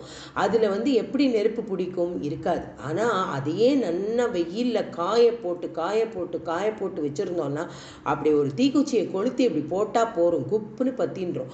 அந்த மாதிரி நம்மளுடைய இந்த மனசு இவன் வந்து எப்படி இருக்கான் அப்படின்னா, அந்த மாதிரி புடம் போட்ட மாதிரி போன ஜென்மால வந்து அப்படி பகவத் கைங்கரியமும் பகவத் பகவத் பக்தியும் பண்ணினத்தினால அவனுக்கு இப்போ வந்து இந்த ஞானம் பக்தி வைராக்கியம் அப்படிங்கிறதெல்லாம் வந்து பட்டார்னு அவனுக்கு கிடச்சிடுத்து. அப்போ என்ன ஆறுது அப்படின்னா இந்த கஜேந்திரன் வந்து என்னன்னா அவனுடைய ஹிருதயத்தில் வந்து அப்படிப்பட்ட ஒரு ஞான தீ அப்படியே எரிய ஆரம்பிச்சுடுத்து. இப்போ தெரிஞ்சு கொடுத்து கஜேந்திரனுக்கு இனிமே நம்ம கையில் ஒன்றுமே இல்லை, இனிமே இதெல்லாமே சாட்சாத் அந்த குருவாயூரப்பனாக இருக்கக்கூடிய அந்த பகவான்கிட்ட தான் என்னுடைய சரணாகதி அப்படிங்கிறத வந்து அது புரிஞ்சுக்கிறது. புரிஞ்சுட்டு என்ன பண்ணுறது, தன்னோட உடம்புலையே முக்கியமாக இருக்கக்கூடிய அங்கமான அந்த துதிக்கையால் வந்து அந்த தடாகத்தில் இருக்கக்கூடிய புஷ்பம் தாமரை புஷ்பத்தை எடுத்து எடுத்து அர்ச்சனை பண்ணுறது. மனசால வேண்டிண்டு அந்த பகவானை நோக்கி அப்படியே ஆகாயத்தில் அந்த புஷ்பத்தை அர்ச்சிக்கிறது இந்த கஜேந்திர யானை. அப்படி அர்ச்சனை பண்ணும்பொழுது என்ன அப்படின்னா அது வந்து இப்போ தன்னோட மனசை என்ன பண்ணுறது அப்படின்னா அப்படியே நிர்குண பிரம்மமாக இருக்கக்கூடிய சித்ஸ்வரூபமாக இருக்கக்கூடிய சிதாத்மமாக இருக்கக்கூடிய அந்த பகவானையே தியானம் பண்ணுறது. இப்போ என்ன ஆறுது அப்படின்னா திரிகரணம் நம்மளுடைய மனசு வாக்கு காயம் உடம்பு இது மூணும் வந்து என்ன அப்படின்னா அப்படியே இந்த நிர்குண பரபிரம்மத்திட்ட அர்ப்பணம் பண்ணிடுறது கஜேந்திரன். அப்படி அர்ப்பணம் பண்ணினதுனால அவனோட மமக்காரம் அகங்காரம் எல்லாம் விலகி அவனுக்கு அப்படிப்பட்ட ஞானம் ஏற்பட்டது அப்படின்னு ஸ்ரீமத் பாகவதம் ரொம்ப அழகான ஒரு இதில் சொல்கிறது ஸ்லோகம். எப்படின்னா இத்தம் கஜேந்திர சயதாய சங்கடம் பிராணஸ்ய தேகி விவசோ யத்ருச்சயா அபாரயான்னாத்ம விமோக்ஷணே சிரம் தத்யாவிமாம் புத்திமதாம் யபத்யத ந மாமி மே ஞாதாய ஆதுரம் கஜாகா குத கரிண்ய பிரபவந்தி மோச்சிதும் கிராகேண பாஷேன விதாதுராவ்ருதோப்யகம் ச தம் யாமி பரம் பராயணம். எல்லாம் தன்னோடது அப்படின்னு இந்த சங்கடத்தும் பொழுது வந்து என்ன நினச்சிண்டா அப்படின்னா எல்லாம் தன்னுடைய பலத்தால் ஜெயிச்சுட முடியும்னு நினச்ச அந்த பகவானுக்கிட்ட தன்னுடைய சரணாகத்தியை பண்ணாமல் இந்த அகங்காரம் அப்படிங்கிறது வந்து நம்மளை எப்படி ஆட்டி படைக்கிறதோ அந்த நிலையில் இந்த ஜீவாத்மா என்ன ஆறுது அப்படின்னா இந்த பந்தங்கள்லேருந்து அப்படியே அறுத்துண்டு நிர்குணமான அந்த பரமாத்மாவோட ஐக்கியமாயிடணும் அப்படிங்கிற ஒரு அவசரத்துக்கு வந்துடுறது. அந்த ஒரு திங்கிங் அதுக்கு வந்துடுறது. அந்த நிலைமம் பொழுது தான் அவனுக்கு வந்து எந்த ஒரு ஆத்மாக்கும் எந்த ஒரு ஜீவாத்மாக்கும் அந்த நிர்குண பரபிரம்மத்தை அனுபவிக்கணும், அந்த ஒரு சைத்தன்ய ஸ்வரூபத்தை ரசிக்கணும், அந்த சைத்தன்ய ஸ்வரூபத்திலேயே நம்மளோட மனசை அப்படியே கொண்டு போய் அங்கே நிறுத்தணும் அப்படிங்கிறது வந்து அப்போ தான் வருது. அதையும் பாகவதம் அழகாக சொல்கிறது. आत्मात्मजातगृहवित्तजनेषु सक्तः दुष्प्रापणाय गुणसङ्गविवर्जिताय मुक्तात्मभिः स्वहृदये परिभाविताय ज्ञानात्मने भगवते नमः ईश्वराय. அதாவது கஜேந்திரன் வந்து இந்த இடத்துல தெரிஞ்சுட்டான் நிர்குணமான பரபிரம்மமான அந்த ஸ்வரூபத்தை வந்து நமஸ்காரம் பண்ணுறான். தன்னோட வீடு வாசல் மனைவி மக்கள் எல்லாம் என்னோடது, இந்த தேகம் என்னோடது, இந்த அழகு என்னோடது, இந்த யவ்வனம் என்னோடது, இந்த பேச்சு என்னோடது இப்படின்னு சகல தேக அபிமானம் இருந்த அந்த அகங்காரம் எல்லாம் அவன்கிட்ட போய் சதா சர்வ காலமும் தன்னோட மனசில் பகவானையே நினச்சி எப்பவும் அந்த லயத்திலேயே இருக்கணும், ஒரு ஜீவன் முக்தனாவே தன்னுடைய வாழ்க்கை இருக்கணும், நிர்குண பரமாத்மாவை அப்பத்தான் நம்ம தெரிஞ்சுக்க முடியும் அப்படிங்கிற ஒரு எண்ணம் அவனுக்கு வந்துடுறது. அதனால கஜேந்திரன் என்ன பண்ணுறான் அப்படின்னா அப்படியே இந்த பரமாத்ம ஸ்வரூபத்தை மனசால நினச்சி நமஸ்காரம் பண்ணுறான். நமஸ்காரம் பண்ணி அந்த புஷ்பத்தினால அர்ச்சனை பண்ணுறான். சபைன தேவா சுரமர்த்திய தேரியங் ந ஸ்திரீ ந ஷண்டோ ந புமார் ந ஜந்துஹு நாயம் குணகர்ம ந சன்ன சாசன் நிஷேதசேஷோ ஜயதாத சேஷக. ரொம்ப பெருமையான ஸ்துதி கஜேந்திர ஸ்துதி அப்படிங்கிறது பாகவதத்தில் முதன்மையான ஸ்துதி. இந்த கஜேந்திர ஸ்துதியினுடைய பலஸ்ருதியில் அதை பற்றின விஷயத்தெல்லாம் சொல்கிறேன். அப்படிப்பட்ட கஜேந்திரன் இங்கே பகவானை பார்த்து என்ன சொல்கிறான் அப்படின்னா, இப்படிப்பட்ட ஒரு பரம்பொருள் யார் அப்படின்னா அவன் தேவனும் இல்லை. அவன் என்ன சொல்கிறான், ந தேவா ந அசுரா, அவன் ஒரு அசுரனும் இல்லை, ந ந ஸ்திரீ ந ஷுண்டோ ந ஷண்டோ ந புமான் அப்படிங்கிறான். அதாவது இவன் ஒரு மனுஷனும் இல்லை, மிருகமும் இல்லை, பக்ஷியும் இல்லை, புழு இல்லை, பூச்சி இல்லை, ஸ்திரீ இல்லை, புமான் மனுஷன் ஆணும் இல்லை, சத்தான சமாச்சாரமும் இவன் இல்லை, அசத்தும் இல்லை. இது எல்லாத்துக்கும் மேலே ஒரு பரம்பொருளாக ஒன்று மிஞ்சி இருக்குமே, இது எதுவுமே இது எல்லாமுமா ஆயிருக்கிற பரம்பொருள்.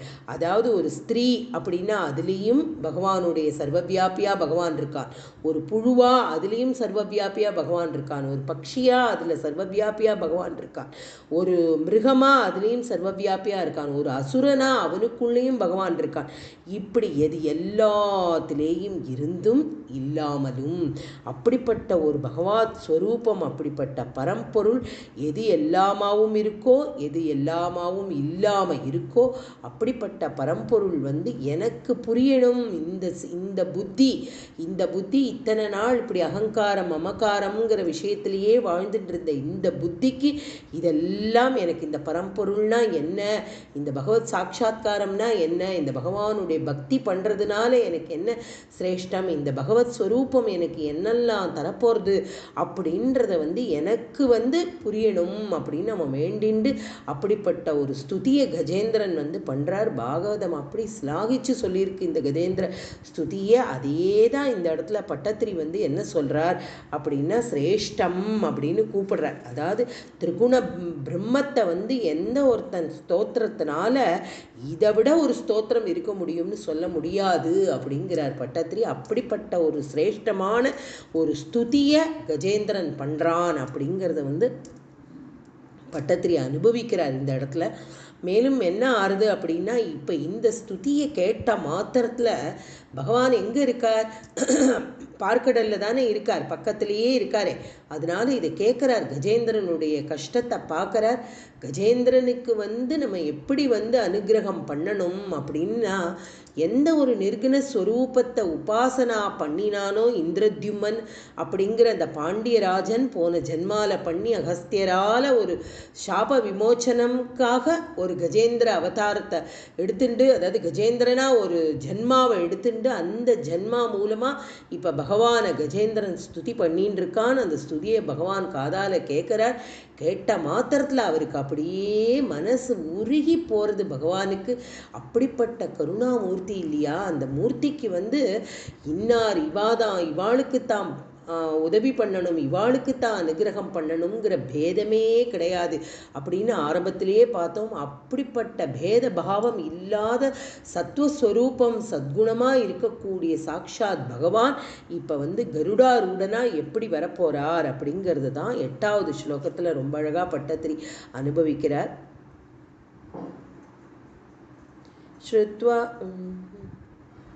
श्रुत्वा स्तोत्रं निर्गुणसत्तं समस्तं ब्रह्मेशाद्यैः नागमित्यप्रयाते सर्वात्मा त्वं भूरि करुणाय वेगात् सर्वात्मा त्वं भूरि कारुण्यवेगात् तार्ष्यारूढः प्रेक्षितो भू புரஸ்தாத். இப்படிப்பட்ட ஒரு ஸ்தோத்திரத்தை கேட்ட மாத்திரத்தில் என்ன ஆறுது அப்படின்னா, எல்லாம் பிரம்மா சிவன் பிரம்மேச்சாத்தியை அப்படிங்கிறாரு. பிரம்மா சிவன் இவர்கள் எல்லாம் அகம் ந இதி இந்த எல்லா சுவாமியும் சொல்றதான். இந்த ஸ்துதிக்கு என்ன அர்த்தம் அப்படின்னா, சிவனாக இருக்கட்டும், பிரம்மாவாகட்டும், தேவர்களாக இருக்கட்டும், கந்தர்வர்களாக இருக்கட்டும், இந்த ஸ்துதி நீ பண்றியே கஜேந்திரா, இதற்கு நாங்கள் அருகதையற்றவர்கள், இதற்கான காரணம் அகம் ந இதி அப்படிங்கிறா. இந்த ஸ்தோத்திரங்களுடைய விஷயம் நாங்கள் இல்லைப்பா, அப்போ யாரா இருக்க முடியும்? இந்த ஸ்தோத்திரத்துக்கான அர்த்தம், இந்த ஸ்தோத்திரம் யாரை பார்த்து பாடுறோம்னா, அப்படிப்பட்ட ஒரு பரமாத்மாவை பார்த்து நம்ம பாடின்னு இருக்கிற அந்த அந்தர்யாமியாக இருக்கிற பகவான் வந்து இதை கேட்ட உடனே அவருக்கு தெரிஞ்சு போயிடுது. கருணையோட வேகம் பூரி கருணாய, பூரின்னா அப்படி வழியறதுன்னு அர்த்தம். நிரம்ப, அதாவது அள்ள அள்ள அள்ள குறையாத ஒரு வார்த்தைக்கு பேர் தான் பூரி கருணாய அப்படின்னு அர்த்தம். இப்போ வந்து என்ன ஆறுது அப்படின்னா, இந்த ஒரு பிரம்மா விஷ்ணு மூலமாக வந்து இந்த நிர்குண ரூபத்தை பார்க்கணும் அப்படின்னு பாகவதத்தில் வந்து சொல்கிறார். எப்படி அப்படின்னா, இந்திரத்யும்ன இதி க்யாத விஷ்ணுவ்ரத பராயணः स एकाधारतान काल आत्मवान् गृहीत मौन व्रत ஈஸ்வரம் ஹரிம். என்ன ஆறுது அப்படின்னா, இந்த ஹரியை எப்படி இவன் வந்து ஒரு ஈஸ்வரனா உபாசனை பண்ணினான், இந்த நிர்குண பிரம்மமாவும் இதை உபாசனை பண்ணினான். அதனால இந்த நிர்குண பரபிரம்மம் அப்படின்னா இந்த ஸ்தோத்திரத்துக்கு மற்ற தெய்வங்கள்லாம் வரலியாம், வேற யாரும் வரலியாம். சிவன் வரலியாம், பிரம்மா வரலியாம், தேவர்கள் வரலியாம், கந்தர்வர்கள் வரலியாம், யாரும் இறங்கி வரல. அப்ப ஸ்ரீமன் நாராயணனுக்கு வந்து நன்னா தெரியறது இந்த பரபிரம்ம ஸ்வரூபம் எது அப்படின்னா ச ஏக்கக அப்படின்னு ஆரம்பத்திலேயே நம்ம சொன்னோம் இல்லையா. அப்படிப்பட்ட அந்த பரபிரம்ம ஸ்வரூபம் வந்து இந்த இடத்துல இப்ப கீழே இறங்கி வரப்போறார். எப்படி வரப்போறார் அப்படின்னா, கருடாரூடனா கஜேந்திரனோட முன்னேல வந்து அப்படி நிற்கிறார். அப்படி பகவான் வந்து எப்படி வந்தாராம் அப்படின்னா, இந்த பகவானுக்கு இப்படி பக்தி பண்ணின ஒரு பக்தனுக்கு நம்மளுடைய கருணையை பண்ணணும் அப்படிங்கிறதுனால பகவான் கருடன் மேலே ஏறி அப்படியே பறந்து வராராம். சாக்ஷாத் மகாலட்சுமியை வந்து அப்படி உதறிட்டு இறந்தி வரார் அப்படிங்கிறார். அதாவது தாயாரை போலும் அழிச்சுன்னு வரலையாம். ஓகே, நித்தியலட்சுமி அவ எப்பவும் பக்ஷஸ்தலத்திலேயே வாழ்ந்துட்டு இருக்கிறவ, அவள் இல்லாம பகவான் ஒரு சமயம் போலும் பிரிஞ்சு இருந்ததில்லை, அருகிலேல் அப்படிங்கிறா இல்லையா. அந்த மாதிரி அந்த தாயார் வந்து அவரை விட்டு எங்கேயும் போகலை. இருந்தாலும் இந்த இடத்துல அவர் மாத்திரம் அப்படி கிளம்பி வராராம். அப்படி வந்ததுக்கு அப்புறமா என்ன அப்படின்னா, அந்த தெய்வத்தோட அந்த நிர்குண பரபிரம்மமா இருக்கக்கூடிய அந்த உருவத்துல இந்த உபாசகன்னா இந்த பக்தி பண்ணக்கூடிய இந்த கஜேந்திரன், இந்த இந்திரத்யும்னனுக்கு தெரியறது. சகல ஜகத்திலையும் இருக்கக்கூடிய எல்லா பொருள்களுக்கும் எந்த சுவாமி நிர்குணமான அந்த பொருளோ, இது அதுவா இதுவா எதுவா இருக்க முடியும்னு எல்லாம் நிர்ணயமே பண்ண முடியாத பகவான். அப்படிப்பட்ட பகவான் வந்து வேற யாரும் இல்லை, இங்கே வந்து கண்ணுக்கு எய்த்தாப்புல வந்து கருடாரூடனா காட்சி கொடுக்கிறார் அப்படிங்கிறத அவனுக்கு வந்து இந்த பக்தி யோகத்தில் வந்து அவனோட மனசு அப்படியே நிலைச்சு இருக்கு. எந்த ஸ்வரூபத்தில் இவன் பார்க்கணும்னு உபாசனை பண்ணினானோ அதே ஸ்வரூபத்தில் இங்கே பகவான் வந்து அவனுக்கு காட்சி தரார். அதனால வந்து இந்த நிர்குண ஸ்வரூபமாக பிரம்மாவா அவன் உபாசனை பண்ணி கஜேந்திரன் அந்த சொன்ன ஸ்தோத்திரத்தை கேட்ட மாத்திரத்திலேயே பகவான் வந்து என்ன அப்படின்னா சக்கரதாரியா அங்கே வராராம். கஜேந்திரனை காப்பாற்றுறதற்காகவே அதை வரத்தினாலே என்ன பண்ணுறாரா, நான் வந்துட்டேன், உன்னை காப்பாற்றுறதுக்கு நான் வந்துட்டேன் அப்படின்னு தன்னுடைய வலது கையில் வந்து சக்கரத்தை தூக்கி காமிச்சுட்டு வராராம். ரொம்ப தூரம் உயர தூக்கி பிடிச்சுட்டு இருக்காராம் அந்த சக்கரத்தை. அப்படியே கருடனோட மேலே ஏறி வேகமாக வராராம். அந்த காட்சியை வந்து கஜேந்திரன் இங்கேருந்து பார்க்குறானா, 2 ஜன்மாவா நான் எந்த பரம்பொருளை உபாசனை பண்ணினேனோ, எந்த ஒரு பரம்பொருளுக்காக நான் வந்து காத்துன்னு இருந்தேனோ, அப்படிப்பட்ட பகவான் இப்போ எனக்கு முன்னாடி பிரசன்னமாக்கி ஆயிருக்காரே அப்படின்னு சொல்லி அப்படியே பரவச நிலைக்கு போயிடுறான். உள்ளம் அப்படியே உருகிறது, உடம்பெல்லாம் கத்கதம் ஏற்படுறது, கண்ணுலேந்து அப்படியே தாரையா அவனுக்கு வந்து அந்த ஜலம் பெருகிறது கண்ணுலேந்து. அப்படியே நெக்குருகி நிற்கிறான். அந்த கஜேந்திர ராஜாவா இருக்கக்கூடிய அந்த யானை ஒரு மிருகமாக இருந்தாலும் ஒரு பகவத் பக்தி பண்ணினதுனால எப்படி இருக்கு அப்படின்னு இப்போ என்ன ஆறுது அப்படின்னா, இப்போ சாஷ்டாங்க நமஸ்காரம் பண்ணணும் இந்த கருடாரூடனாக இருக்கக்கூடிய இந்த பகவானுக்கு அப்படின்னு சொல்லி நமஸ்காரம் பண்ண பார்க்கறது. ஆனால் அந்த யானைக்கு நமஸ்காரம் பண்ண முடியல. என்ன காரணம் அப்படின்னா, ஒரு காலை அந்த முதல்ல கவ்வி பிடிச்சுட்டு இருக்கு கெட்டியா, அதனால அந்த காலை எடுத்து அதுக்கு நமஸ்காரம் பண்ண முடியல. அந்த சமயத்தில் தான் என்ன பண்ணுறது அப்படின்னா, தன்னோட தும்பிக்கையால் எடுத்து அது வந்து அழகா பகவானை ஸ்துதி பண்ணுறது. சோந்த சரஸ்யுருபலேன கிரகீத ஆர்த்தோ दृष्ट्वा करोत्मतिहरिं ग उवाच चक्रम् उद्देश्य साम्बुजकरं गिरमाककृश्रात् नारायण अखिल गुरो भगवन्नमस्ते नारायण अखिल गुरो भगवन्नमस्ते नारायण अखिल गुरो भगवन्नमस्ते அப்படின்னு அந்த நாராயணனை பார்த்து அந்த பரந்தாமா அகில புவனத்துக்கும் குருவா இருக்கக்கூடிய காரண பொருளா இருக்கக்கூடிய பரம்பொருளே, என்னுடைய சக்தி ஸ்வரூபமே, என்னுடைய பகவானே, என்னுடைய கிருஷ்ணா குருவாயூரப்பா அகில குரு, உன்னை நான் நமஸ்காரம் பண்றேன் அப்படின்னு நாராயணா அகில குரு பகவன் நமஸ்தே பகவன் நமஸ்தே பகவன் நமஸ்தேன்னு அப்படிப்பட்ட ஒரு காட்சியை இந்த பாகவத ஸ்லோகம் அப்படி அதி அற்புதமாக வர்ணனை பண்றது, அப்படியே அள்ளி எடுத்து போடுறது. இந்த துதிக்கையால பகவானுக்கு அந்த தாமரை புஷ்பங்களை போடுறது. அப்படி கிருடாரூடனா இறங்கிட்டார் பகவான். அப்படி பார்க்கறார், அங்கேருந்தே காமிச்சுட்டு வராராம். கஜேந்திரா, உன்னை காப்பாத்துறதுக்கு நான் வந்துருக்கேன். அந்த சக்கரத்தை அப்படி சுழட்டின்னு வராராம் சுவாமி. அப்படி வரவர் இந்த இடத்துல இப்ப என்ன பண்ண போறார் அப்படின்னா,